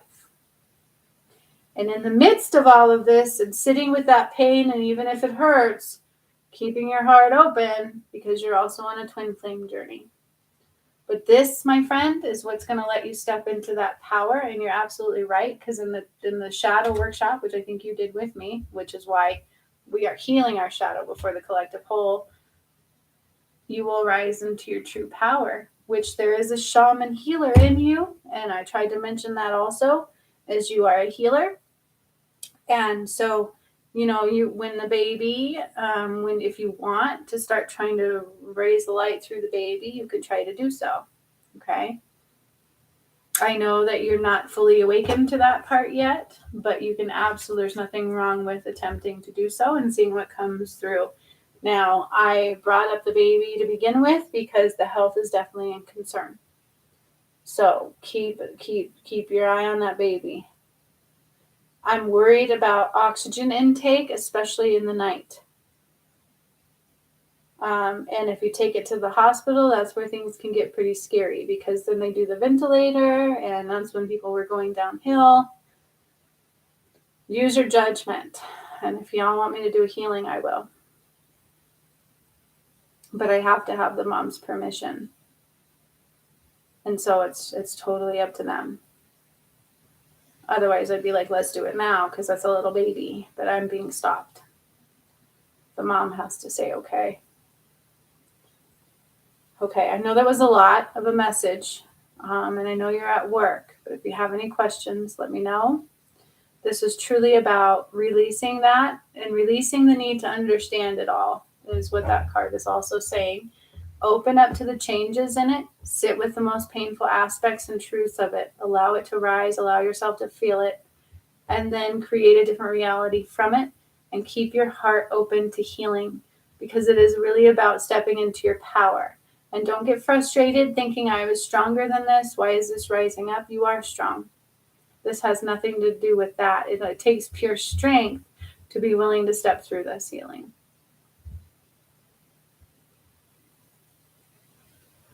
Yes, it's a he. That's why I was like going to a male. Okay. But I think it's also V related. So they probably both had the V.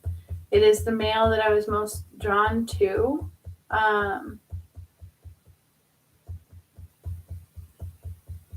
It's a boy, right? There's a boy there. That's what I keep seeing is blue.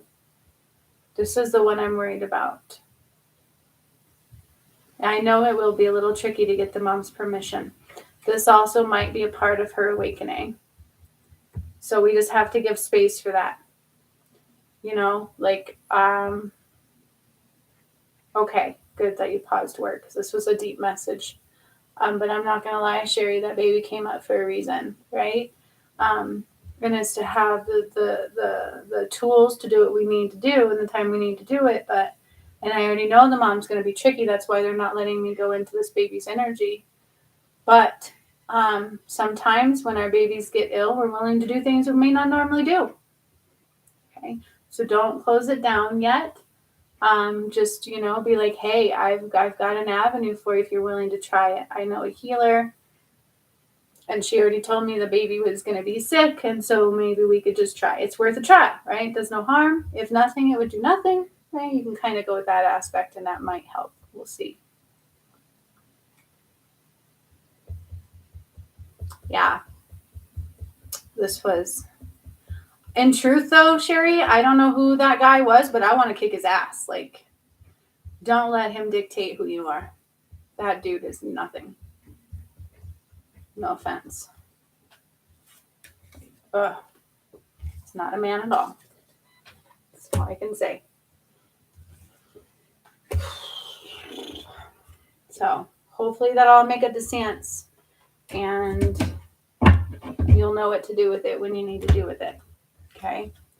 But stay in the here and the now while you're driving, because otherwise you may not be safe all the time, and that's not what they want.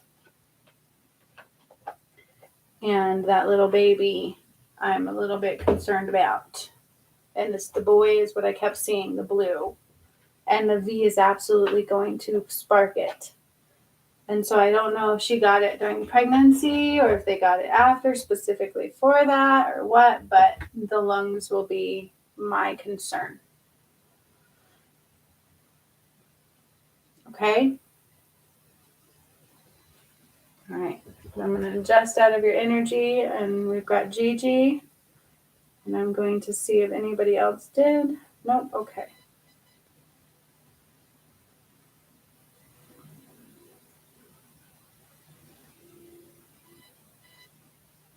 All right. JJ. Yes, all right. And Sherry, you're also going to be prepping for the root chakra. So you could also feel cramping and pain in your hips and all that kind of stuff.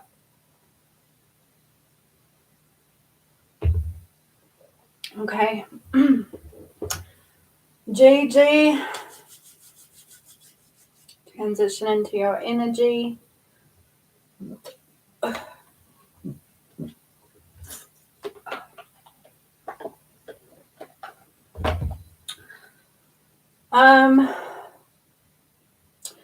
Right away, Gigi, there's been positive movement within like the relationship status within your family dynamic, and that's part of the message I want to give you.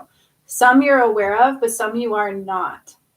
And that's what they're saying is some movement you are not aware of, and it is quite positive. So they just want you giving space for that.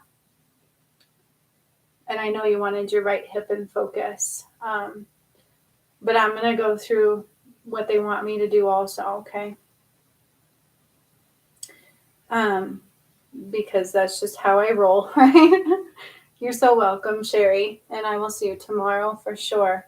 And it's going to be a big healing with more Christ light. So that's a physical hit, trust me.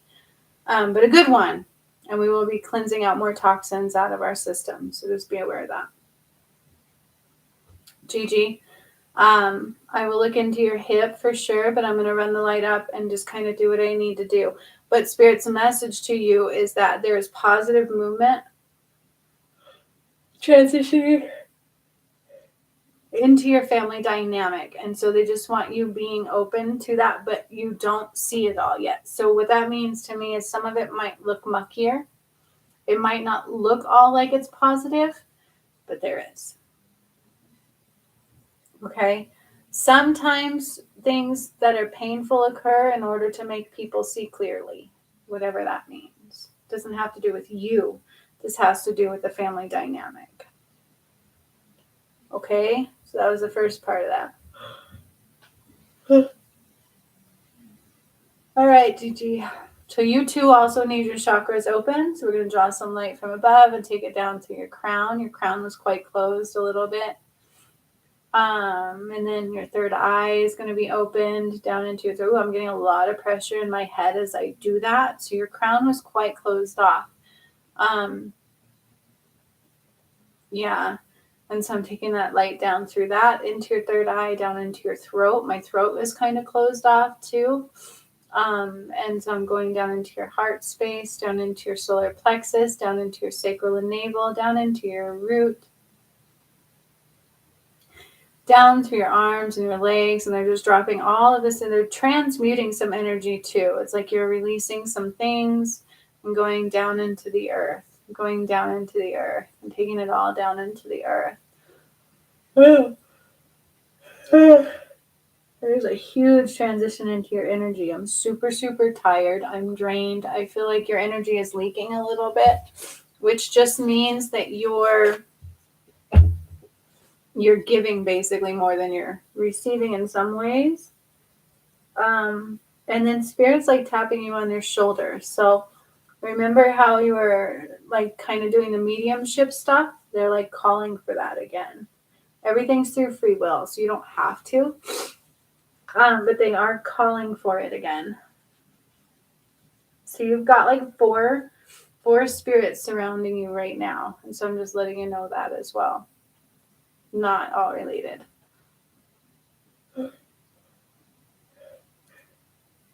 All right, and so I'm going to draw the light out from the core, going up into your connections, which again have spread out all over the place, all over the earth. Not going to the core. They don't want you particularly connecting to the core because I feel like it would be too much for your system right now because you have had some energetic influxes, which I think you're well aware of. Here's the thing is with Kundalini, if your chakras are closed, it would hurt like an SOB really, really, really badly. And so I just wanted to let you know that. But I'm drawing the light up into your feet, into your ankles, into your calves, into your knees. I don't know if we've talked about this before, but there's like a little bit of arthritic energy going on here. into your thighs and into your hip, which right away,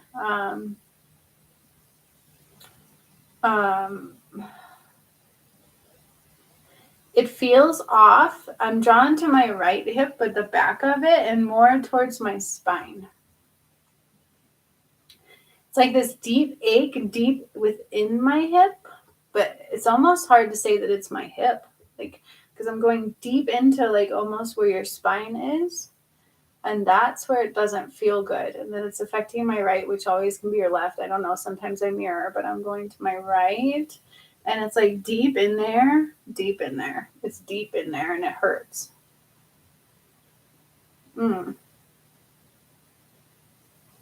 It just does not feel good. Like at all. And kind of okay, so there's like a couple things that I'm hearing. I don't know if you lifted anything again too heavy. I think we might have talked about that before. You have to be careful with how you lift and what you lift, and especially if you're lifting and walking at the same time. But I'm drawn to your sciatica, which takes me to your spine, which takes me to that. It's kind of like being pinched a little bit.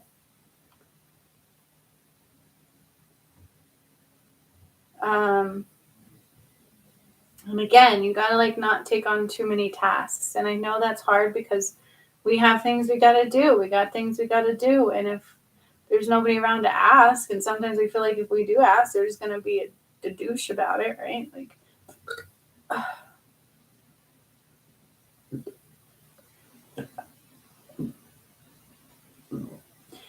any kind of lifting upstairs is going to be scary for you. And that's how I feel about it. Any kind of lifting and twisting is going to be an issue, could possibly be an issue for your body.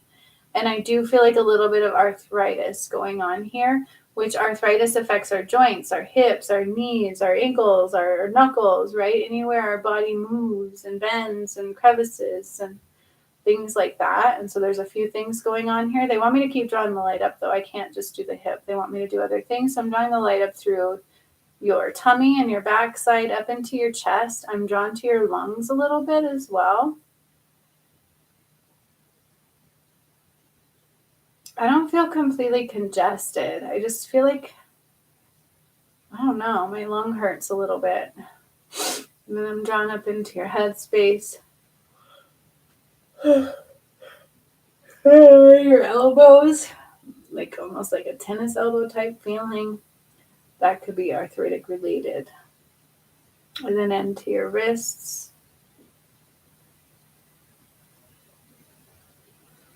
So all the joints are definitely a focus. I'm going into your wrist and I'm going into your knuckles. And it's like almost like, like it just kind of hurts. I'm getting achy. And then my hip. And so I think my point here is it's not just your hip. It's affecting your hip.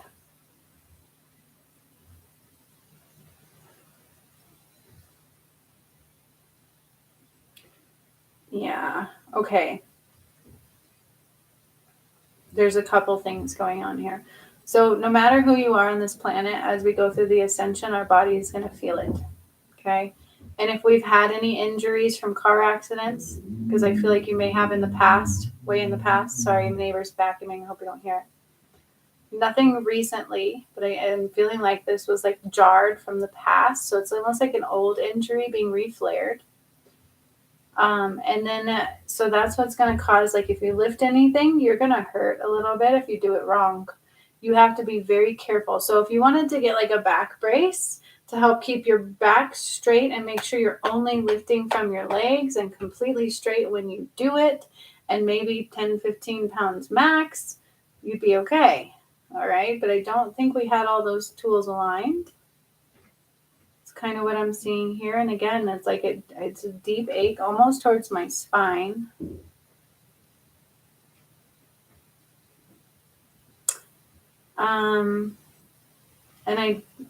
So I'm drawn to one of your vertebrae. It'd be like 1, 2, 3. It's like the 8th one up from the bottom of your spine. And I don't know if you had a car accident in the past and if you were aware that one of your vertebrae was slightly cracked. What happened? That's kind of what I'm seeing. This is like an old injury. So you got a few things going on. Arthritis. This is like an old injury. I'm drawn to like the 8th vertebrae up from the bottom of your spine. And your sciatica is coming into play.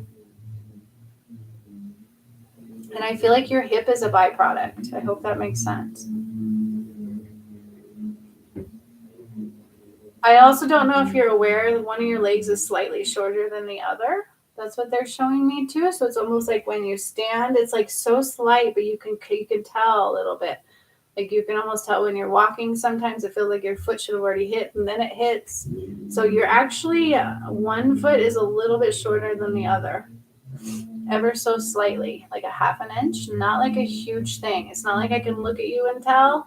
It's because I'm in your framework of your bone structure that I can tell, and I can also feel it when you walk.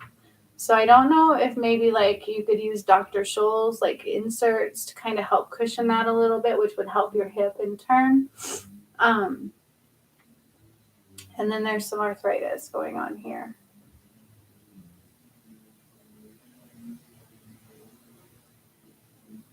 So I'm like, what do I heal for the arthritis? But they're taking me to your spine, like your 8th vertebrae up from the bottom is cracked. And this doesn't feel like a new injury. This feels old, like an old car accident or something. And okay, and so also from one of the births of your babies. So I don't know which one was the heavier baby, but I feel like it really did kind of throw off your pelvis also. So there's nothing new. It's almost like, did I injure it? New injury? I don't think so. I think what's going on here is a combination of everything. Old injuries coming into play, but you are developing arthritis. And then your sciatica is also of concern. I don't know if you're aware of that. And so I'm just kind of going into your hip structure, and I'm going to move it a little bit. Like when we give birth, our hips kind of open up. And then when we have a bigger baby, sometimes they don't close like they're supposed to. So that's kind of what I'm seeing here as well. And then I am going to do a cleansing on your lung. It's like my right lung. I'm drawn to my right lung, and I'm going to do a cleansing on it. It's almost like this mucus in it, but it's not like I'm like have this horrible cough necessarily, but it is clogging your ability to process oxygen and carbon monoxide. The transitional phase within the lung is not occurring like it should, which is almost building up carbon monoxide within your lung, if that makes sense at all. So I'm going to do a healing on your lung really quick. It's like I'm going through and I'm just removing this mucus layer. And then I am drawn to your heart after the lung. So our heart is connected to our lungs. And so for whatever reason, this is what I'm doing. I'm going to your heart. And I am drawn to the valves, the aortic valve, the ebb and flow. So I'm getting a visual, you know, how a heart beats and it goes up the valves and the valves close off. I feel like it's not closing properly or something like that. It's like there's some weird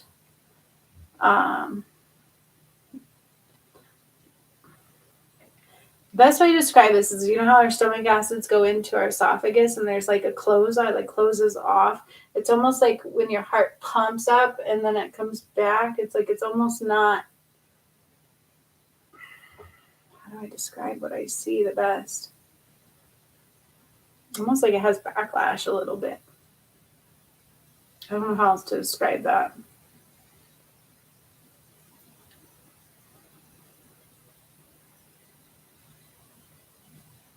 I'm just kind of strengthening the heart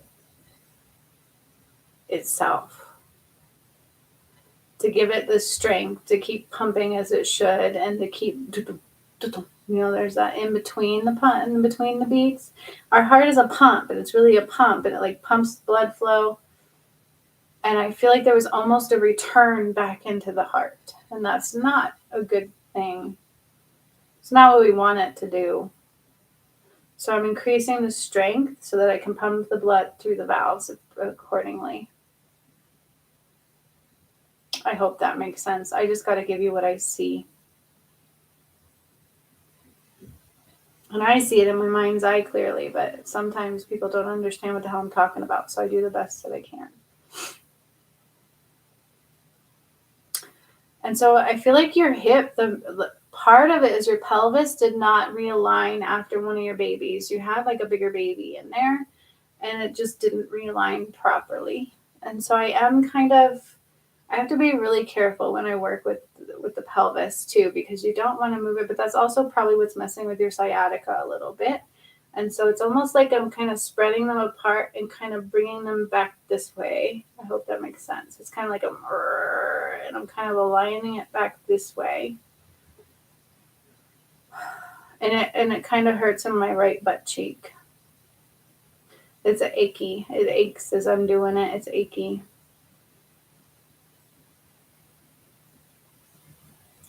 And then the vertebrae, eighth up from the spinal column, from the bottom of the spine, 1, 2, 3. So I don't know, what they call that, but I'm giving it to it as I'm being told to describe it. So the eighth up from the bottom of the spine had a crack in it. I feel like this is like an old car accident or something.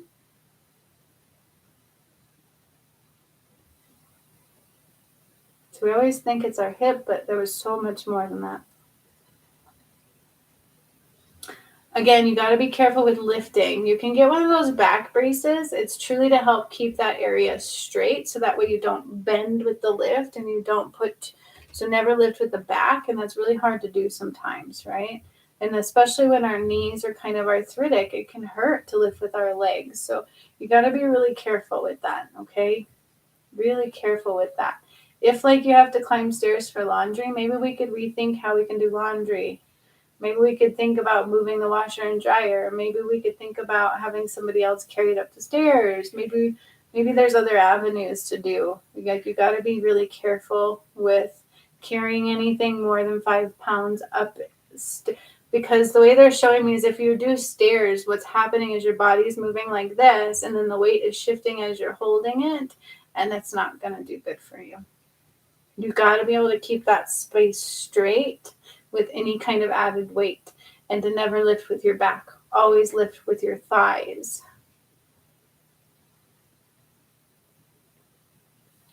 So I'm like putting light in that vertebrae, and I'm helping the spinal column there. And as I'm spreading both hips, though, it's not one. I'm like taking both and I'm moving them like this, like out a little bit, and to where they come in forward a little bit.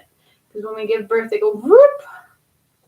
And so we want it to go whoop this away for your structure. And this takes pressure off of your sciatica. And I don't know if people realize that, but it's like when we go like this, it'll take pressure off of your sciatica, which comes down through there.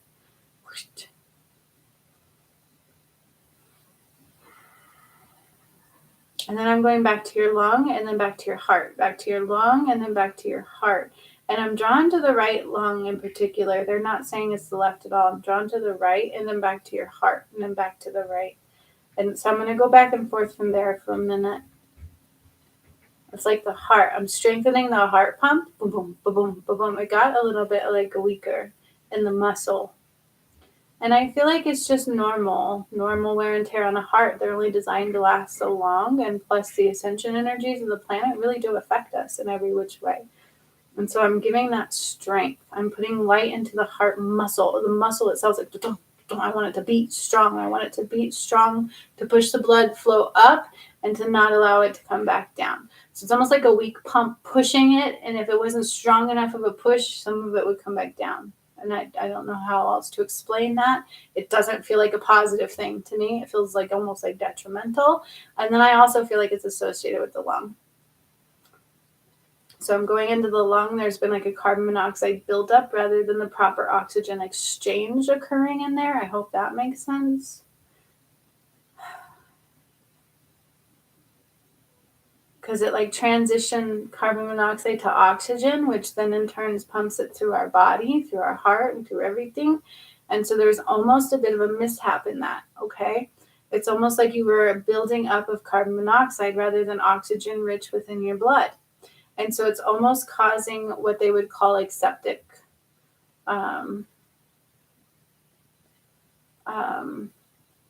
like becoming like,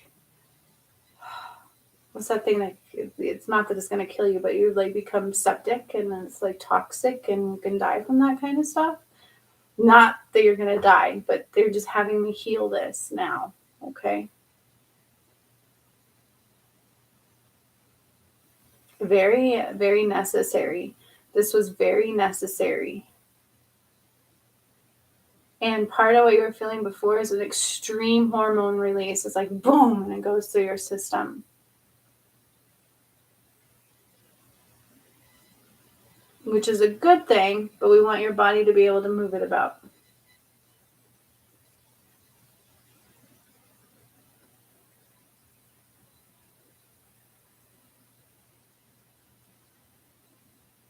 And then I go back to your hip and I'm like, we gotta move it out and put it this way.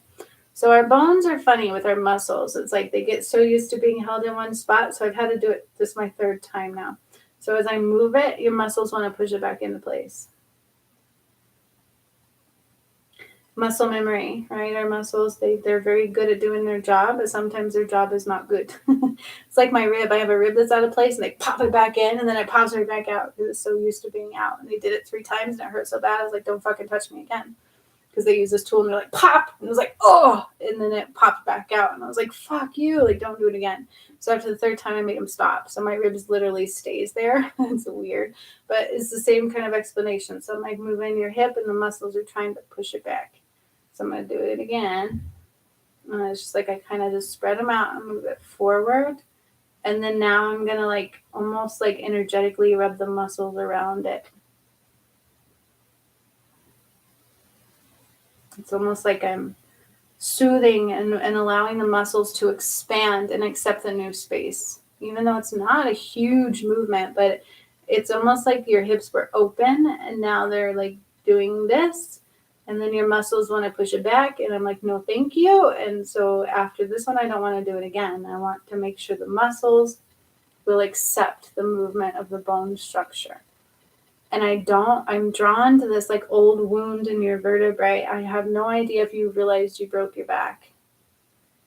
That's what they would call it. It's like a hairline fracture in your vertebrae 8th up from the bottom of your spine. And at some point you broke your back, basically. How can we break our back and still move? It just depends, right? I did once when I was a kid too. It's a little crack in the vertebrae.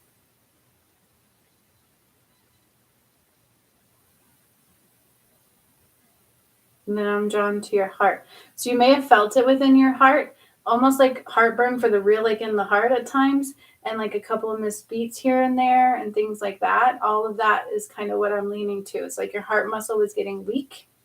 And I'm like, we want it to be nice and strong so it can push all that blood to where it needs to go. It's a pump. It's what it is.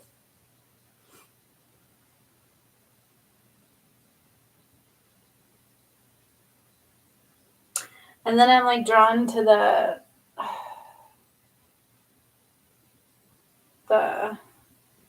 blood vessels going down your left arm. And I'm almost doing like some vasodilation so that the blood can flow. And then to your knuckles. So you are arthritic state.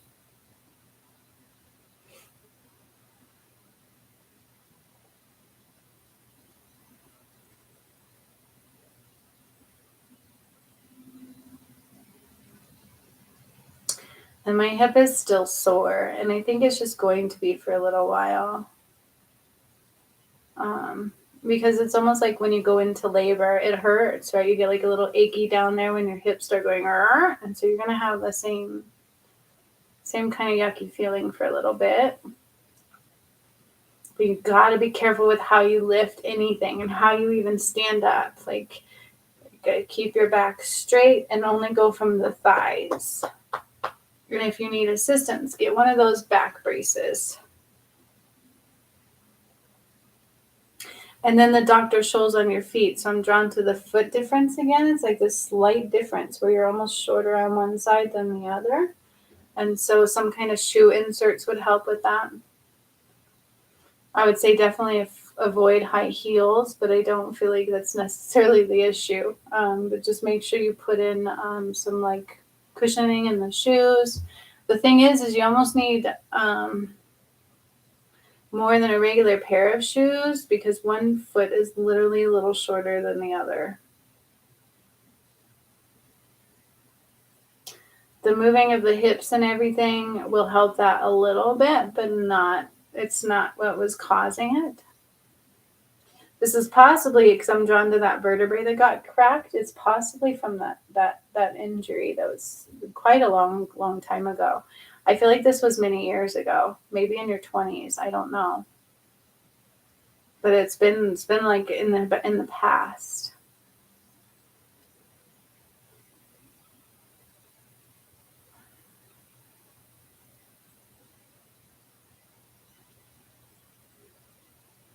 So the pain in my hip went to like the bottom of my spine. It's not an easy area to do work in. It's going to be a little sore. Your best bet is to put a pillow between your legs when you sleep too for a little while. Just help create that separation of the legs so that you're like not creating a down flux on your hip. Hopefully that makes sense. And be really easy on yourself for a couple days. Okay, you got to be really easy on yourself for a couple days.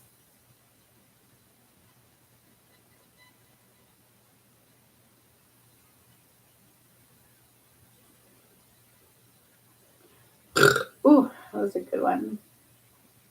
I'm seeing if there's anything else they want me to do.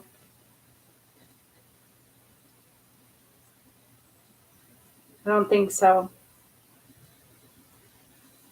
That vertebrae is like healing with the light. But I feel like the damage from it had already long been done, right? This was like an old wound. And so it's that and like a birth that really affected your hips. And so if we do anything wrong, it would continue to hurt that way.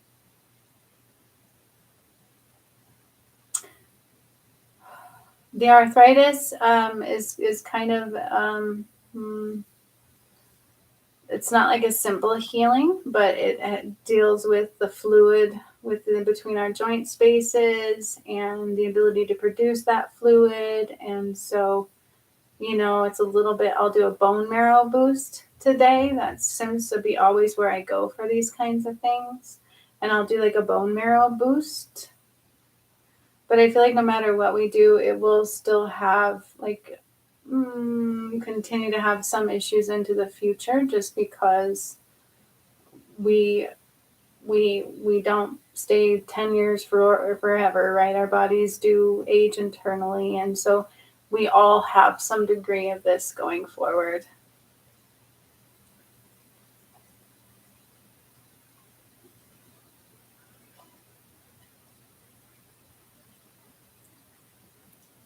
The bone marrow will help the thickness of the bones to a slight degree.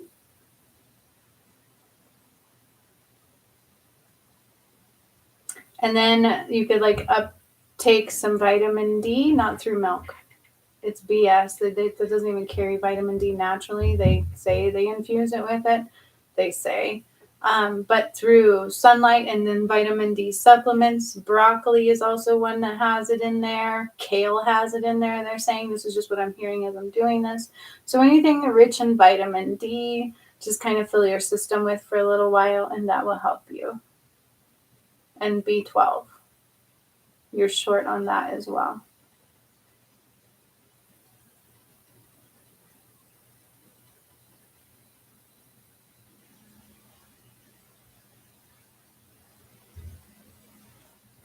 Okay, Gigi, I think that's all there. When my hip feels better now.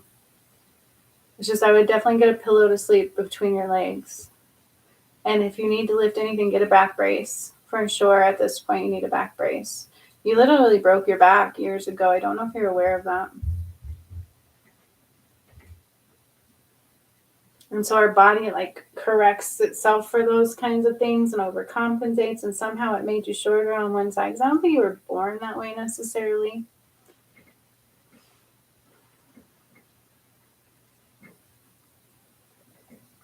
I'm hearing I didn't know about my heart. No, I don't think there was a lot of symptoms from it at this point, other than it might have ebbed and flowed a little bit. You might have felt the mishaps on it a little bit, and then it started to affect your lung, which you really didn't realize yet. A little bit you did, they said, like the fatigue and the stomach turning a little bit is all related. And then a little bit of shoulder pain, but it wasn't being put together yet, and it wasn't severe yet.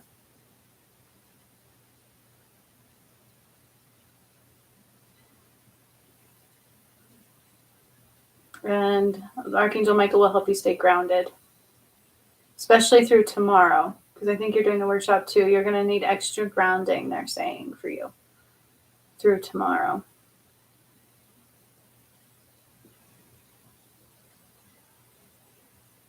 All right. So you will feel tired. That'll be one of the main symptoms. Extreme exhaustion is possible for the next night, or for tonight into tomorrow. A little bit nauseous is also a possibility. Almost dizzy, because now you're going to be having the oxygen exchange. So you're going to be getting bursts of oxygen throughout your system. It was a little low. And so with that, you could feel like you're having vertigo, like the vertigo. I'm like, vertigo, that's not right. Vertigo, where you feel like all of a sudden your world is like spinning around you, or you're upside down, or so like a little mishap with where we are in space and time is a big symptom that you might feel. And then you need something between your legs and a back brace. I would definitely invest in a back brace at this point, because I feel like you have to live, and I feel like we can't halt living for somebody to help us. And so just get a back brace. And if you have to lift stuff upstairs or carry stuff, do it in smaller amounts, right? So let's say if it's laundry, carry a little less amounts at a time. Just do what you can to make it easier on your system. And then zinc. And zinc is also being called for the arthritic stuff going on within your system too.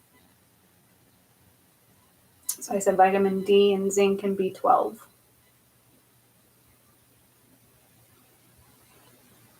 All right. So I'm starting to back out my energy.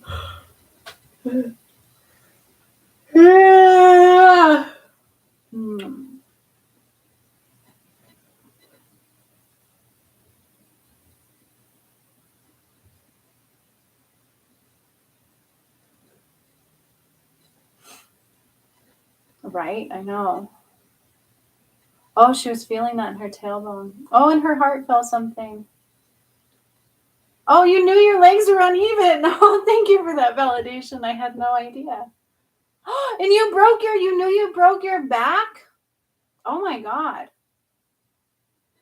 I wouldn't say you necessarily pulled a muscle. I think your sciatica was becoming, so our sciatica is like this nerve that goes all the way down, and it goes down through our pelvic area like that.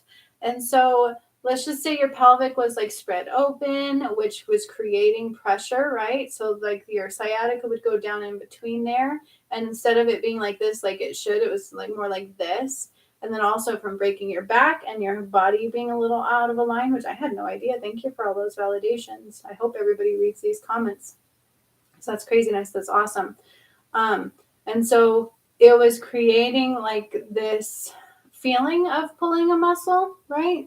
That's putting a lot of pressure on that sciatica, which the sciatica affects so many things, because it's like nerve endings that come off of it and go down our legs and our butt muscles, our glutes, and everything are affected by that area. And so I feel like that's truly what you were feeling, because everything else was so very validated. I don't doubt anything that I did in there. Just keep that in mind. And then when I move those bones, I want you to take it easy, because let's say you went swimming tonight, your muscles are going to try to pull your hip bones back out. Okay. So I would definitely minimal movement, minimal anything, at least for the next few hours going forward, at least 8 hours. It doesn't mean you can't walk and things. And I had no idea you broke your back. You did break your back. I feel like that was from an old accident for sure. But they did healing on it to help our body respond better, even though it was an old injury. It does help. And then the muscle of the heart got rejuvenated. Okay. But again, vertigo might be one of your biggest symptoms. So if you're going to be driving or walking anywhere in the next 24 hours, be really careful. Just kind of ground yourself ahead of time and stay grounded during. Oh, good. I'm so glad you're resting in your bed. Take one of those days and rest and watch. It's like I was stalking somebody down from suicide the other day. Netflix and chill is a thing, right? Let's Netflix and chill together. I'm gonna watch my movies, and I was saving some for David to watch with me, and I've just been watching them, and it can be very, very good escape physically and mentally. So do that. If you got a love movie you want to watch, anything like that, that will help. It will help lessen symptoms of vertigo and all of that as well. Okay? That was awesome. Oh, bye, Sherry, even though it was late. She was jumping off a while ago. Okay, so take it easy on yourself, you guys. This was super awesome. I loved that we got to do this today. It's been a while, and I've missed all of you guys dearly. And I'm super excited to kind of get back in the flow. The video is definitely different. I don't feel David anymore, but I also don't feel the darkness anymore at all. So I'm super happy about that. And yeah, tomorrow the workshop is at 1:11. Tomorrow's the 11th, and it's at 1:11. Okay, so these are usually very powerful as far as the Ascension goes as well. So just buckle up and be ready, because we're bringing down more Christ light, and that affects us all in a very big way. And if there's anything else you guys need to know, I will come on. Right, Amy D? That was awesome. Hi, yay. And then Amy D, you too have got some stuff coming tomorrow in the workshop because you've taken on a task from God. So just be very open, very ready, and never have expectations, okay? Yeah, it's going to be a good one. It's going to be a good one. I can't wait either. Yeah, I'm excited for this one. Some surprise, and I feel like it has to do with twin flames, so we'll see. Aw, I know I've missed you guys so much. I'm so glad you were here. Donita was here in the beginning. She didn't do much in the chat, and I haven't seen her a lot lately, but I'm glad she was here. Jacinth, I've been thinking about you daily, believe it or not, so I was really glad you guys were all here today. You guys are my family. You have been with me pretty much from day one, although Sherry hasn't. She's a newer, but I still feel like very connected to her, and I love you guys so very much. So thank you for being here. Thank you for getting through this crazy twin flame thing with me. And now we're on the other side, and it's going to be great. Again, I'm going to be getting back in the flow on my channel. It just might be a little bit different. I feel like I'm just going to go a little bit back to where it used to be right before this last particular attack from my DMs. So tomorrow tomorrow's Sunday. And I did my live on Saturday, but going forward, I'll probably do them again on Sundays on here. And then especially after the 20-second workshop one, depending upon the 20 seconds on my day off, hopefully, you guys will get free healing and messages then too. Okay, so back to lives on Sundays, and then how-tos on Mondays. I will do the Hertz music will be a little off this week.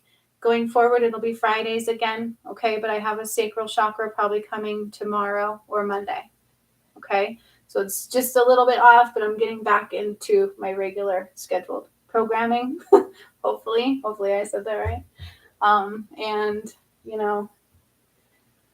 I guess in the end, I'm thankful for what David did because it does feel better. I miss his energy watching my videos, but somehow I'm still always going to be connected to him, so.